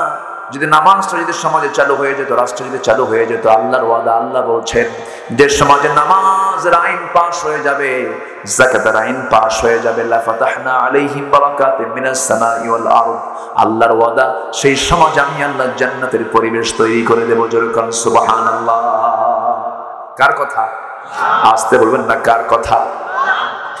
আমার ভাইয়েরা, আমি আপনাকে ভালোবাসি, আপনি আমাকে ভালোবাসেন, কিন্তু আপনি নামাজ পড়েন না, আমি নামাজ পড়ি। আমার দায়িত্ব না আপনাকে নামাজের জন্য ডেকে আনা। যে দল আপনাকে নামাজের জন্য বলে না, যে ব্যক্তি আপনাকে নামাজের জন্য বলে না, সেই ব্যক্তি সেই দলকে আমার উপকার করবে না ক্ষতি করবে? আস্তে উপকার করবে না ক্ষতি করবে? যার সাথে নামাজ আছে আমি তার সঙ্গে থাকবো, যার সঙ্গে নামাজ না আমার সঙ্গে তার থাকার দরকার নাই। নামাজ পড়বো আমরা কয় ওয়াক্ত? একে না জামাতে, একে না জামাতে, মনোযোগে না মনোযোগে, বুঝে না না বুঝে, জেনে না না জেনে, সময় না সময়, বলেন সময় না সময়। ইন্নাস সালাতা কানাত আলাল মুমিনিনা কিতাবান মাওকুতা, নামাজ যখন দাঁড়াবে সুন্দর পোশাক পরে দাঁড়াবে, কেউ কেউ সেরা গেঞ্জি হাতে গিয়ে, সেরা গেঞ্জি গায়ে দিয়া, দেখবেন গামছা একখান গায়ে দিয়া কোনো মতো নামাজে দাঁড়ায় যায়। এটা ঠিক না, কারণ নামাজ যখন বান্দা দাঁড়ায় তখন তার সামনে কে দাঁড়ায় আছে? আসতে বলবেন না, কে দাঁড়ায় আছে? আল্লাহ সেনা নাই বলেন। আল্লাহ বলছেন, বান্দারে তুই যদি নামাজের মতো নামাজ পড়তে পারিস, 1 ওয়াক্ত নামাজ শেষ হয়ে গেছে, তোর দিলটা মসজিদের সঙ্গে লটকায় আছে, ঝুলায় আছে, তুই কি জানিস বান্দা, আমার আরশ আজিমের ছায়ায় আমি তোকে জায়গা দিয়ে দেব। যেরকম সুবহানাল্লাহ। আরশ আজিমটা কয় মাইল দূরে? হ্যাঁ, কই? আরশ আজিম কোথায় বলেন? ডানেও নাই, বামেও নাই, পেছনেও নাই, সামনেও নাই, নিচেও নাই। আরশ আজিম কোথায়? আকাশ কোন দিকে? উপরে। আমরা দেখতে পাই কয় আকাশ? বলেন কয় আকাশ দেখতে পাই? এক আকাশ। কিন্তু আকাশকে একটা না সাতটা? কোরআন বলছে সাবআ সামাওয়াত, সাত আকাশের মালিক কে? আসতে বলবেন না কে? আল্লাহ বলেন তাবারাকাল্লাযী জাআলা ফিস সামাই বুরুজা ওয়া জাআলা ফিহা সিরাজা ওয়া কামারা মুনিরা। এই বিশাল আকাশের মালিক আল্লাহ তাআলা, সূর্যের মালিক আল্লাহ, চাঁদের মালিক আল্লাহ তাআলা। এই সূর্য এই পৃথিবী থেকে 13 লক্ষ গুণ বড়। এই ছোট্ট দুনিয়া থেকে 13 লক্ষ গুণ বড় যদি সূর্য হয়, আমরা যে সূর্যের পিছনে রাতের বেলা, দিনের বেলা, রাতের বেলা তো সূর্য দেখতে পাই না, চাঁদ আমরা দেখতে পাই। চাঁদের পিছনে যে মিটি মিটি করে ছোট্ট ছোট্ট জোনাকির মতো জ্বলে থাকে যে আমরা তারকাগুলো দেখতে পাই, সেই তারকা বড় না সূর্য বড়? আস্তে, তারকা বড় না সূর্য বড়? বিজ্ঞানী বলতেছেন এক একটা তারকা আছে, ব্যাটেল জুইস একটা তারকা আছে, এই সূর্যের চাইতে 33 কোটি গুণ বড়। কত কোটি? 33 কোটি। একটা তারকা, অসংখ্য তারকা এত দূরে। আলোর গতি প্রতি সেকেন্ড 1,86,000 মাইল। এত গতিতে এখন পর্যন্ত কিছু কিছু তারকার আলো দুনিয়াতে আসেই না। কেউ তো আল্লাহু আকবার বলতেছেন। এই সূর্য এত বড়, ওই সূর্যের তারকা আরো বড়। এক একটা গ্যালাক্সির ভিতরে, গ্যালাক্সি কোটি কোটি গ্যালাক্সি আছে, এক একটা গ্যালাক্সির মধ্যে 500 বিলিয়ন করে তারকা আল্লাহ রাব্বুল আলামিন রেখে দিয়েছেন। 500 বিলিয়ন, মিলিয়ন না, 500 বিলিয়ন। আল্লাহু আকবার। কোটি কোটি, হাজার হাজার কোটি কোটি তারকা আল্লাহ তাআলা রেখেছেন মহাশূন্য। এখন মানুষ তো চাঁদের দেশে গেছে, গেছে না? চাঁদের দেশে গেছে না মানুষ? চাঁদ ঘুরে আসছে, চাঁদ দেখে কালিমা পড়ে মুসলমান হয়ে গেছে। কেন জানেন? চাঁদের মাঝখানে ফাটা চিহ্ন দেখছে আর আওয়াজ শুনেছে আশহাদু আন্না মুহাম্মাদার রাসূলুল্লাহ। মিশরের কায়রোতে সফর করতে গিয়ে আওয়াজ মিলে গেছে, কালিমা পড়ে মুসলমান হয়ে গেছে। তো চাঁদ দেখলো মানুষ। মঙ্গল গ্রহে গেছে মানুষ, শুনতেছে মঙ্গল গ্রহে নাকি এখন জায়গা কেন শুরু হয়েছে। ওরা বাড়ি টাড়ি করবে কারা? যাও যাও, তোমরা চলে যাও। আচ্ছা, এখন চাঁদ দেখলো, মঙ্গল গ্রহ দেখলো। এখন মানুষ যদি চিন্তা করে যে আমরা একটু তারকার দেশে যাব, তারকা কি কাছে না অনেক দূরে? অনেক দূরে। এখন নিকটবর্তী যে তারকাটা, সবচেয়ে পৃথিবীর নিকটে যে তারকা, সেই তারকার নাম হলো প্রক্সিমাস সেন্ট্রাই। আচ্ছা, আমার আলোচনা কি বিরক্ত হচ্ছেন নাকি আপনারা? প্রক্সিমাস সেন্ট্রাই, প্রক্সিমাস সেন্ট্রাই নামক যে তারকাটা আছে পৃথিবীর সবচেয়ে কাছে, এই পৃথিবী থেকে সবচেয়ে কাছে এটা। যদি কেউ যেতে চায়, দুনিয়ার কোনো বিমানে গেলে হবে না, দুনিয়ার কোনো হেলিকপ্টারও চলবে না। যদি কেউ যেতে চায়, চেষ্টা করতে চায়, নভোযান লাগবে। এখন লেটেস্ট নভোযান হচ্ছে অ্যাপোলো 11। অ্যাপোলো 11 এর গতিটা হলো প্রতি ঘন্টায় 39,000 কিলোমিটার। এই গতি সম্পন্ন অ্যাপোলো 11 চড়ে যদি কেউ ওই তারকার দেশে যেতে চায়, সময় লাগবে 1,14,000 বছর মাত্র। যাবেন কারা কারা? হাত তোলেন। সম্ভব? আসতে সম্ভব। আল্লাহ বলছেন, বান্দা শুধু তোর দিলটা মসজিদের সঙ্গে লটকায় রাখবি, নামাজ রেগুলার পড়বি, আমি তোকে আমার নিজস্ব ফ্লাইটে করে তুলে নিয়ে আর শাহজিমের ছায়ে জায়গা দিয়ে দেবো। যা। আর শাহজিম কয় আকাশের উপরে, আর এখানে তারা কদ্দুর কম। তাহলে পৃথিবীর কোন বিমানে চড়ে কি আল্লাহর ওই জায়গায় যাওয়া সম্ভব? সবাই কি জান্নাত পেতে চান না ভাই? সবাই কি জান্নাত পেতে চান না? আল্লাহ মানে কোনো কিছু দিতে কি বাদ দিছে? চোখটা দিয়েছেন কে? আস্তে চোখটা দিয়েছেন কে? কানটা দিয়েছেন কে? হাতটা দিয়েছেন কে? এই দেহ কি ছোটখাটো কোনো বিষয়? আমার কাছে মনে হয় কি জানেন, সেদিন এক কানের ডাক্তারের কাছে গেছেন, ইএনটি। হ্যাঁ, না, কান, গলা। ডাক্তার আমাকে যে ব্যাখ্যা দিলেন, আমার কাছে মনে হলো পদ্মা, মেঘনা, যমুনা যত বড়, তার চেয়ে বড় হলো নাক কান গলা। আল্লাহু আকবার। ফেল মেরে যাবে, বিশাল মাথা থেকে পা পর্যন্ত সূক্ষ্ম করে বানিয়ে দিয়েছেন তিনি কে? আসতে বলবেন না, তিনি কে? প্রত্যেকটা মানুষের বডিতে যে ডিএনএ আছে, সেই ডিএনএ হলো 2000 কোটি কিলোমিটার লম্বা। সম্মানিত ভাইরা, কোষের সংখ্যা হলো 37.2 ট্রিলিয়ন, সেন্সরি রিসেপ্টর হলো 110 মিলিয়ন, লোহিত রক্ত কণিকা আরবিসি হলো 30 ট্রিলিয়ন, শুধুমাত্র মস্তিষ্কের নিউরন সংখ্যা হলো 100 বিলিয়ন। বান্দাকে আল্লাহ তুমি আমার কি দিছো দেখছেন? আল্লাহ কি দেন নাই? আল্লাহ কি দেন নাই? কি আল্লাহ? সম্মানিত ভাইয়েরা, মানুষের রক্তের যে ব্লাড, যে দেহের যে ব্লাড, এই ব্লাডের আবার ভেসেল আছে যা 97,000 কিলোমিটার লম্বা। একটা মানুষের রক্তের ব্লাড ভেসেল মাত্র 1.5 হাত ইয়ারফোন, তারাওয়ালা ইয়ারফোন পকেটে রাখলে কিছুক্ষণ পর পকেট থেকে বের করলে 14 প্যাঁচ লাগে। আর 97,000 কিলোমিটার লম্বা ব্লাড ভেসেল কোনোদিন প্যাঁচ লাগে না। কেউ তো সুবহানাল্লাহ বললেন না? জোরে বলে সুবহানাল্লাহ। আল্লাহ বলছেন, বান্দা সেজদা দে, তোর ব্রেন স্ট্রোক হবে না। বান্দা রুকুতে যা, তোর কোমর প্রবলেম ঠিক হয়ে যাবে। বান্দা ফজর ওঠ, তোর চোখের জ্যোতি সকালের শিশির ভেজা, ওই শিশির চোখে লাগবে, তোর চোখ নষ্ট হবে।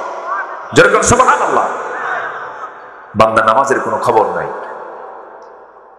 আমার ভাইয়েরা, আমি যদি আমার মানব দেহ নিয়ে যদি লম্বা কথা বলি, ঘন্টার পরে ঘন্টা সময় চলে যাবে, শেষ হবে না। আল্লাহ রাব্বুল আলামিন বলছেন, বান্দা এত কিছু আমি তোরা দিলাম, আজান শুনবি, নামাজ পড়বি, মিথ্যা কথা বলবি না। এক সাহাবী এসে রাসূলকে বলছেন, হুজুর আমি বেশি আমল করব না, আমাকে শর্ট কিছু আমল দেন। শর্ট প্যাকেজ আছে না? শর্ট প্যাকেজ আছে না? আমার শর্ট কিছু আমল দেন। রাসূল বললেন, সাহাবী তুমি কি করতে চাও বলো? হুজুর ইদা সাল্লাইতুল মাকতুবা, 5 ওয়াক্ত নামাজ পড়বো, সুমতু রমাদান, রমজান মাসে রোজা রাখবো, আর কি ওয়া হালালতুল হালাল, হালালকে হালাল জানবো, ওয়া হারামতুল হারাম, হারামকে হারাম জানবো, হারাম ছাড়বো, হালাল ধরবো, ওয়ালা মাজিদ আলা যালিকা শাইআন আদখুলুল জান্নাহ। ইয়া রাসূলুল্লাহ আমি কি জান্নাত পাবো নাকি? রাসূল মুস্কি হাসি মেরে বললেন, সাহাবী তুমি নিশ্চয়ই জান্নাতে চলে যাবে। জোরে বলে সুবহানাল্লাহ। আমরা হালাল ভিত্তিক জীবন যাপন করবো, জোরে বলি ইনশাআল্লাহ। আজকে ঘড়ি এত ঘুরতেছে কেন? ঘড়ি ঘুরতেছে খুব, এত দ্রুত 12টা বেজে যাচ্ছে। আমি কি আজকে ঘড়ি কি বেশি ঘুরলো না? জি বসেন, বসেন। কষ্ট দিচ্ছে না তো আপনাদের? বলি আলহামদুলিল্লাহ। একদিনে কয় সাবজেক্ট নিয়ে কথা বলি। আমি আজকে আমাকে বলতেছে, ভাই আপনি কোন বিষয়ে কথা বলবেন? যে বিষয়ে জাতির সমস্যা হবে, সে কি নামাজি নাই। বললাম নামাজি পড়ে না, আপনার কিসের আপনি জান্নাত পাবেন? আপনি কিসের, কি ভালো কাজ করবেন? আপনি কোন কাজ আল্লাহর দরবারে মঞ্জুর হবে না। আগে কার হক, এই বস্তু কাকে দিতে হবে? কার সামনে? বউ নামাজ পড়ে না, শাসন করতে হবে। সন্তান নামাজ পড়ে না, পিটাইয়া সোজা করতে হবে নামাজের জন্য। আজকে তো শাসন নাই, শিক্ষকরা মারতে পারে না, বরং যে ছাত্র শিক্ষক এবারে সোজা হয়ে যায়। ঠিক কিনা? আমি কি ভুল বলতেছি? শাসন নাই তো। স্যার কোথায়? সহজে সব কোথায়? ঠিক আছে না? আপনারা মার খেয়েছেন না? অনেক মার খেয়েছে, আমিও মার খেয়েছি। একদিন আমি মাদ্রাসায় থাকতে একজন এসে বলতেছে, হুজুর আমার ছেলেকে অমুক ওস্তাদ মারতে মারতে লুঙ্গি খুলে ফেলছে। তো ওস্তাদ আরেকজন, যিনি প্রধান ওস্তাদ, তিনি বলতেছে, লুঙ্গি তো খুলে ফেলছে, জুব্বা ছিল নাকি? হ্যাঁ জুব্বা ছিল। তো জুব্বা থাকলে তো লুঙ্গি খুলে আপত্তি নেই, সমস্যা নেই। শাসনের দরকার আছে না নাই? লান তারফা আসাকা আন আহলিক, রাসূলের হাদিস। পরিবার থেকে শাসন উঠায় নিও না, লাঠি উঠায় নিও না। শাসনের দরকার আছে। আসতে কোন কেন দরকার আছে না নাই? পরিবারে শাসন দরকার। 4টা কারণে স্বামী তার বউকে মারতে পারে। কয়টা কারণে শুনবেন? মারবেন, দেখছেন বলেন মানে মারবে, দেখেন লক্ষণ খারাপ। মারার জন্য শুনবেন নাকি? না। 4টা কারণে স্বামী তার স্ত্রীকে শাসন করতে পারবেন। আমার মা না এখন মনে মনে চিন্তা করতে, হুজুর শেষে এসে আপনি কোন অধ্যায় শুরু করলেন?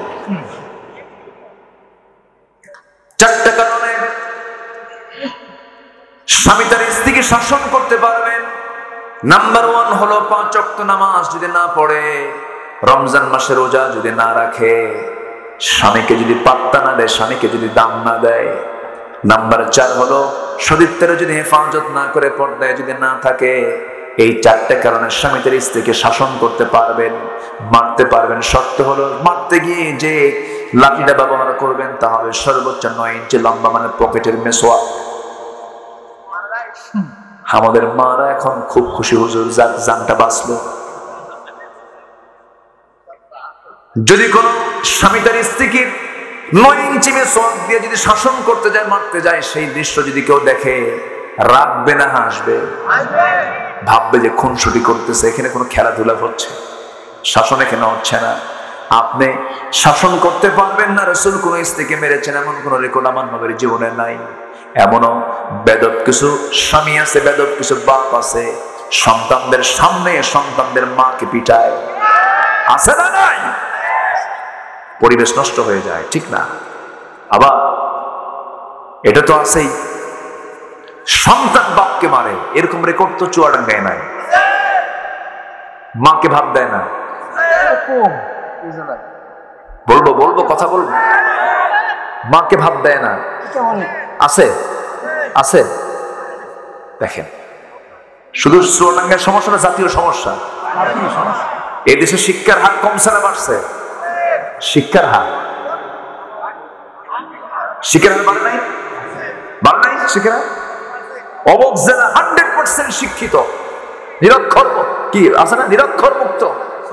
চুয়াডাঙ্গা নিরক্ষর মুক্ত জেলা, তাই না? ভালো। শিক্ষার হার কমছে না বাড়ছে? বাপ মার সেবার হার কি শিক্ষা?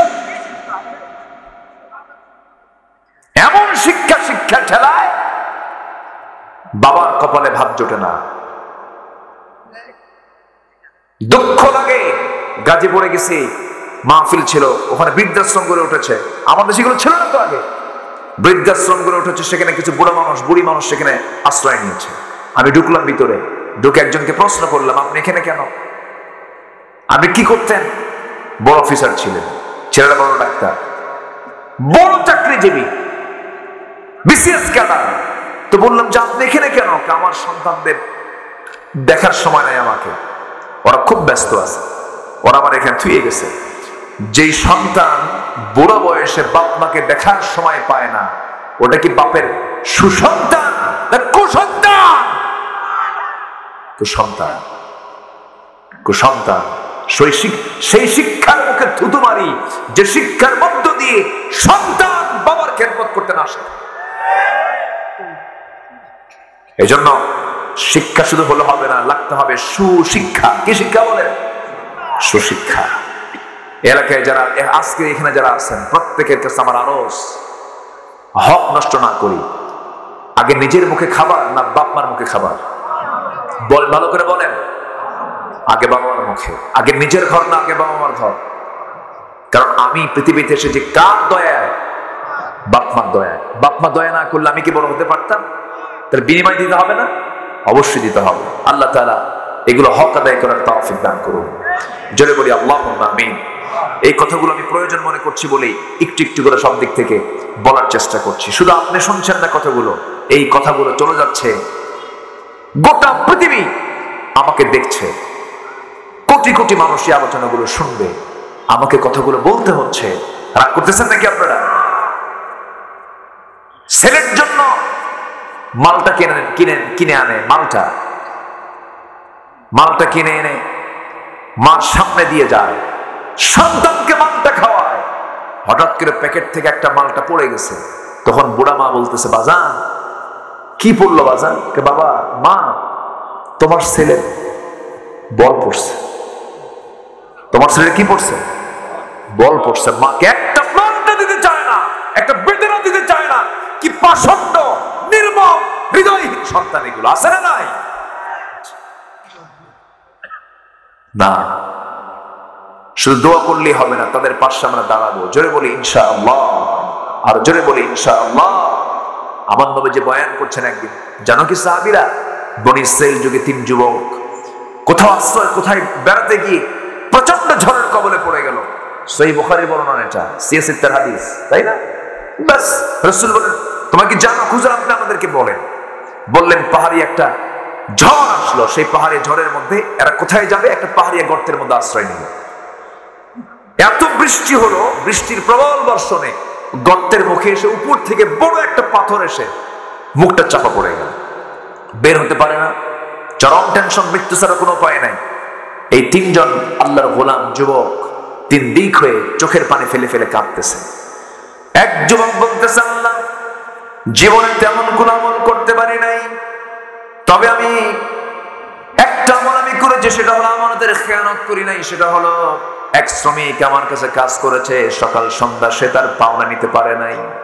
অনেকদিন পর সে আসছে আমার কাছে, কিন্তু তার টাকাটা আমি ফেলে রাখি নাই। সেই টাকা দিয়ে একটা ছাগল কিনেছিলাম, ছাগল থেকে ছাগল পাল হয়ে গেছে। যখন সে আমার কাছে সেই পাওনা টাকা নিতে আসছে, আমি তাকে টাকাটা না দিয়া ছাগল পাল টোটাল দিয়ে দিয়েছি। এই ওসিলায় আল্লাহ তুমি আমাকে এই বিপদ থেকে বাঁচায় দাও। পাহাড়ের সেই মুখ থেকে পাথরটা একটু সরে গেছে। আর একজন যুবক দোয়া করতেছে আল্লাহ জীবনে তেমন কোন আমল করতে পারি নাই, তবে একটা রাতের কথা বলি আল্লাহ, কোন একটা রাতের আধারে আমি আমার চাচাতো বোনের ঘরের মধ্যে ঢুকলাম। চাচাতো বোনের সঙ্গে আমি জিনায় লিপ্ত হয়ে যাব। আমি তার দুই উরুর মাঝখান পর্যন্ত চলে গেছি, কিন্তু আমার সেই বোনটা যখন আমাকে সতর্ক করে বলেছে ভাই রে তুমি ভাবতেছো তুমি আমার মাঝে কেউ পৃথিবীর কেউ দেখতে পাচ্ছে না, আমি তুমি যা কিছু করছি সব কিন্তু আল্লাহ তাআলা দেখতে পাচ্ছেন। ও আল্লাহ সেই সময় সেই জায়গা থেকে আমি নিজের নফসকে নিয়ন্ত্রণ করে জিনার কাজ থেকে নিজেকে মুক্ত রেখে আমি চলে এসেছি। আল্লাহ মেহেরবানি করে সেই কাজটা তোমার দরবারে যদি কবুল হয়ে যায়, মেহেরবানি করে এই বিপদ থেকে আমাকে বাঁচাও। পাহাড়ের সেই গর্তের মুখ থেকে সেই পাথরটা আরেকটু সরে যায়। আরেকজন বান্দা আরেকজন যুবক বলতেছে আল্লাহ জীবনে তেমন কোন আমল করতে পারি নাই, তবে সেই রাত যে রাতে অনেক রাত্রে আমি বাড়িতে ফিরেছি, বাড়িতে ফেরার পর আমার বউ আমার হাতে এক গ্লাস দুধ দিয়েছে, যে দুধটা খাওয়ার জন্য আমার সন্তানটাও কান্দে। আমি নিজেও খাই নাই, সন্তানকেও খাইতে দেই না। আমি আমার বৃদ্ধামার ঘরের পাশে গিয়ে আমি দাঁড়াইছিলাম, মা তখন ঘুমন্ত অবস্থায়। মা ঘুমন্ত অবস্থায় আমিও ঘুমাই নাই, গ্লাসে দুধটা নিয়ে আমি দাঁড়ায় আছি। মা যখন ঘুম থেকে জায়গা পেয়ে গেছে বলতেছে মা তোমার জন্য আমি অপেক্ষার প্রহর গুনছি, এই গ্লাসের দুধটা তুমি পান করো। আমি নিজে না খায় সন্তানকে না খাওয়া জেগে জেগে তার পাশে দাঁড়ায় দাঁড়ায় তার দিকে তাকায় তাকায় আসে, অপেক্ষার প্রহর গুনছি। আমার মাকে আমি সেই রাতে দুধ পান করেছি, আমার চেয়ে আমি আমার মাকে বেশি প্রাধান্য দিয়েছি। আল্লাহ গো এতটুকু খেদমত তোমার দরবারে যদি কবুল হয়, এই বিপদ থেকে তুমি আল্লাহ আমাকে বাঁচাও। সঙ্গে সঙ্গে সেই পাহাড়ি গর্তের বুক থেকে সেই সমস্ত সেই টোটাল পাহাড় পাথরটা সরে গেল। তিনজন সেই বিপদ থেকে নাজাত পেয়ে গেলেন। জোরে কোন সুবহানাল্লাহ। শিক্ষা কয়টা? আস্তে হলো শিক্ষা কয়টা? শিক্ষা হলো তিনটা। নাম্বার 1 হলো আমানতের খেয়ানত করা যাবে না। নাম্বার 2 হলো ও যুবকরা অবৈধ কোনো জিনার কাজে লিপ্ত হওয়া যাবে না। নাম্বার 3 হলো পৃথিবীতে সবচেয়ে বেশি প্রাধান্য দিতে হবে দুজন মানুষকে, একজন মা আর একজনকে বলেন বাবা। আল্লাহ কবুল করুন, জোরে বলি আমিন। আরো জোরে আল্লাহুম্মা আমিন, আরো জোরে আল্লাহুম্মা আমিন। তাহলে জাহান্নামের গর্তের মধ্যে ঢোকার 1 নম্বর কারণ হলো নামাজ না পড়া। আমরা কি নামাজ পড়বো না? নামাজ পড়বো ইনশাআল্লাহ। নামাজ পড়বো কয় ওয়াক্ত বলেন তো? 5 ওয়াক্ত। নাম্বার 2 হলো ইত্তিবাউশ শাহাওয়াত, যারা নফসের দাসত্ব করে, নফস যা চায় তাই করে। নফস কি ভালো কিছু চায়? খারাপ কিছু চায়। নফসের পক্ষে চলবো না বিপক্ষে চলবো? আমরা বিপক্ষে চলবো। আল্লাহ তাআলা বলছেন তুমি যদি নফসের বিরুদ্ধে চলতে পারো, নামাজ যদি আদায় করতে পারো, আমি তোমাকে গাই নামক গর্ত থেকে বাঁচিয়ে আমি তোমাকে সুন্দর জান্নাতের দরজায় আমি তোমাকে পৌঁছায় দেবো। জোরে করে সুবহানাল্লাহ।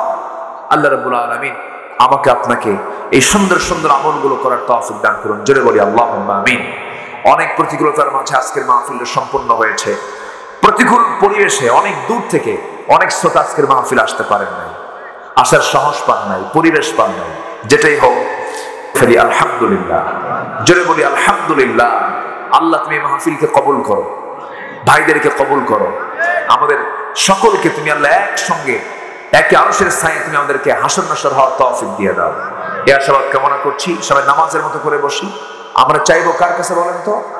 আল্লাহর কাছে। নামাজের মতো করে বসি। সবাই বলে সুবহানাকাল্লাহুম্মা ওয়া বিহামদিকা আশহাদু আল্লা ইলাহা ইল্লা আনতা আস্তাগফিরুকা ওয়া আতুবু ইলাইকা। চিৎকার মেরে বলি ইয়া আল্লাহ, ইয়া রহমান, ইয়া রহিম, আমার জীবনে সাগীরা, কবীরা, ছোট বড় সব গুনাহ তুমি আল্লাহ মাফ করে দাও। জোরে বলুন ইয়া রাব্বাল আলামিন, ইয়া রাব্বাল আলামিন। জি, আমার মা বোন যারা আসছেন, যারা যে অবস্থায় আছেন, আমরা এখন দোয়ায় শামিল হব। পড়ব ফজর নামাজ, পড়ব না ইনশাআল্লাহ? যে ওয়াজ শুনে এসে নামাজ কাজা হয়ে যায়, ফলাফল কি বলেন? কিছু আছে, ফলাফল আছে? কিছু পাবো না কি পাবো? শূন্য, ফলাফল শূন্য, জিরো হয়ে যাবে। ফজর যার জন্য নামাজ কাজা না হয় খেয়াল রাখবো, সন্তানকে জাহান্নাম থেকে বাঁচানোর চেষ্টা করব। আর যুবকরা নেশা ছাড়ো, সকল নেশা বাদ দাও, আর অবাধ মেলামেশা থেকে নিজেকে পরহেজ রাখো। মাস্টারবেশন করতে যেও না, যৌবনকে নষ্ট করো না। মাস্টারবেশন, হস্তমৈথুন তোমার জীবনকে শেষ করে দেবে। তুমি সন্তানের পিতা হওয়ার যোগ্যতা হারিয়ে ফেলবে, তুমি পঙ্গু হয়ে যাবে, তুমি ধ্বংস হয়ে যাবে। অশ্লীল কোন পর্নোগ্রাফির দিকে তাকাইও না। তোমার ফ্রন্টাল সেলগুলো, তোমার ব্রেনের ফ্রন্টাল সেলগুলো সব ধ্বংস হয়ে যাবে, শুকে যাবে, নষ্ট হবে। বলে তুলকু বিআইদিকুম ইলা তাহলুকা, নিজকে ধ্বংসের দিকে ঠেলে দিও না, বলেছেন কে? আল্লাহ তাআলা। যুবক ফিরে আসো, নোংরামির পথে পা দিও না। ডিভাইস যতটুকু পারো ডিভাইস থেকে দূরে থাকো। সমস্ত প্রযুক্তি থেকে, মোবাইল ব্যবহার থেকে নিজেকে কন্ট্রোলে নিয়ে আসার চেষ্টা করো। সময় দাও বেশি কাকে সেজদা দিয়া? আসতে হবে না, কাকে সেজদা দিয়া? আল্লাহকে সেজদা দিয়া। কোন গেমসের দিকে যেও না। মাদক যেমন নেশা, বিভিন্ন গেমস তেমনই নেশা, ঠিক কিনা? নেশা, সকল নেশা থেকে যুব সমাজকে আল্লাহ তাআলা হেফাজত করুন। জোরে বলি আল্লাহুম্মা আমিন। এই আশাবাদ কামনা করছি। শুনবেন? আগ্রহ আছে আপনাদের এখনো?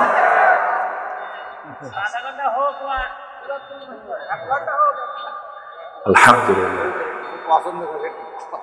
জি, দেখা যাক ইনশাআল্লাহ। একটা গজল বলি, একটা গজল বলে শেষ করে দেই। শোনেন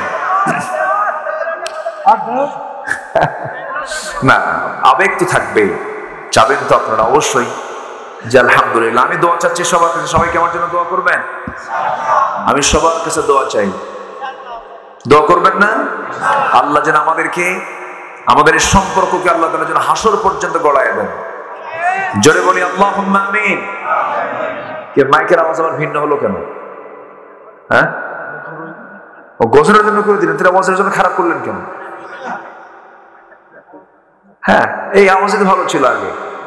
কি যে করে বুঝলেন? হাতের মার পেছে তো উল্টা ফেলছিল মাঝখানে। মাইক তো ভালো আপনার, আপনি লোকটা ভালো, কিন্তু মুখে দাঁড়িয়ে নাই কিন্তু।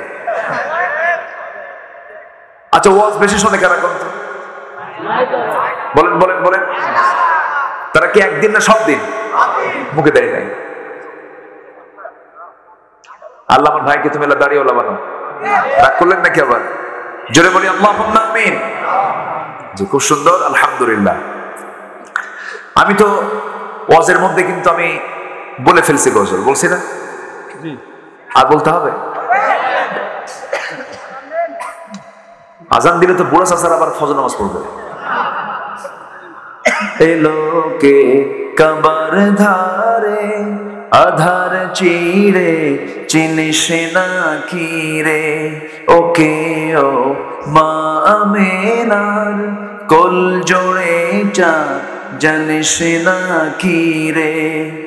মুতালিব আজকে কেন বেহুশ হেন, বকে খুশির বান বেদনার সুপ্ত ক্ষতে হাত বুলাতে করে আগমন সাহারার হৃদয় ভরা ঝরনা ধারা বইল না কি রে।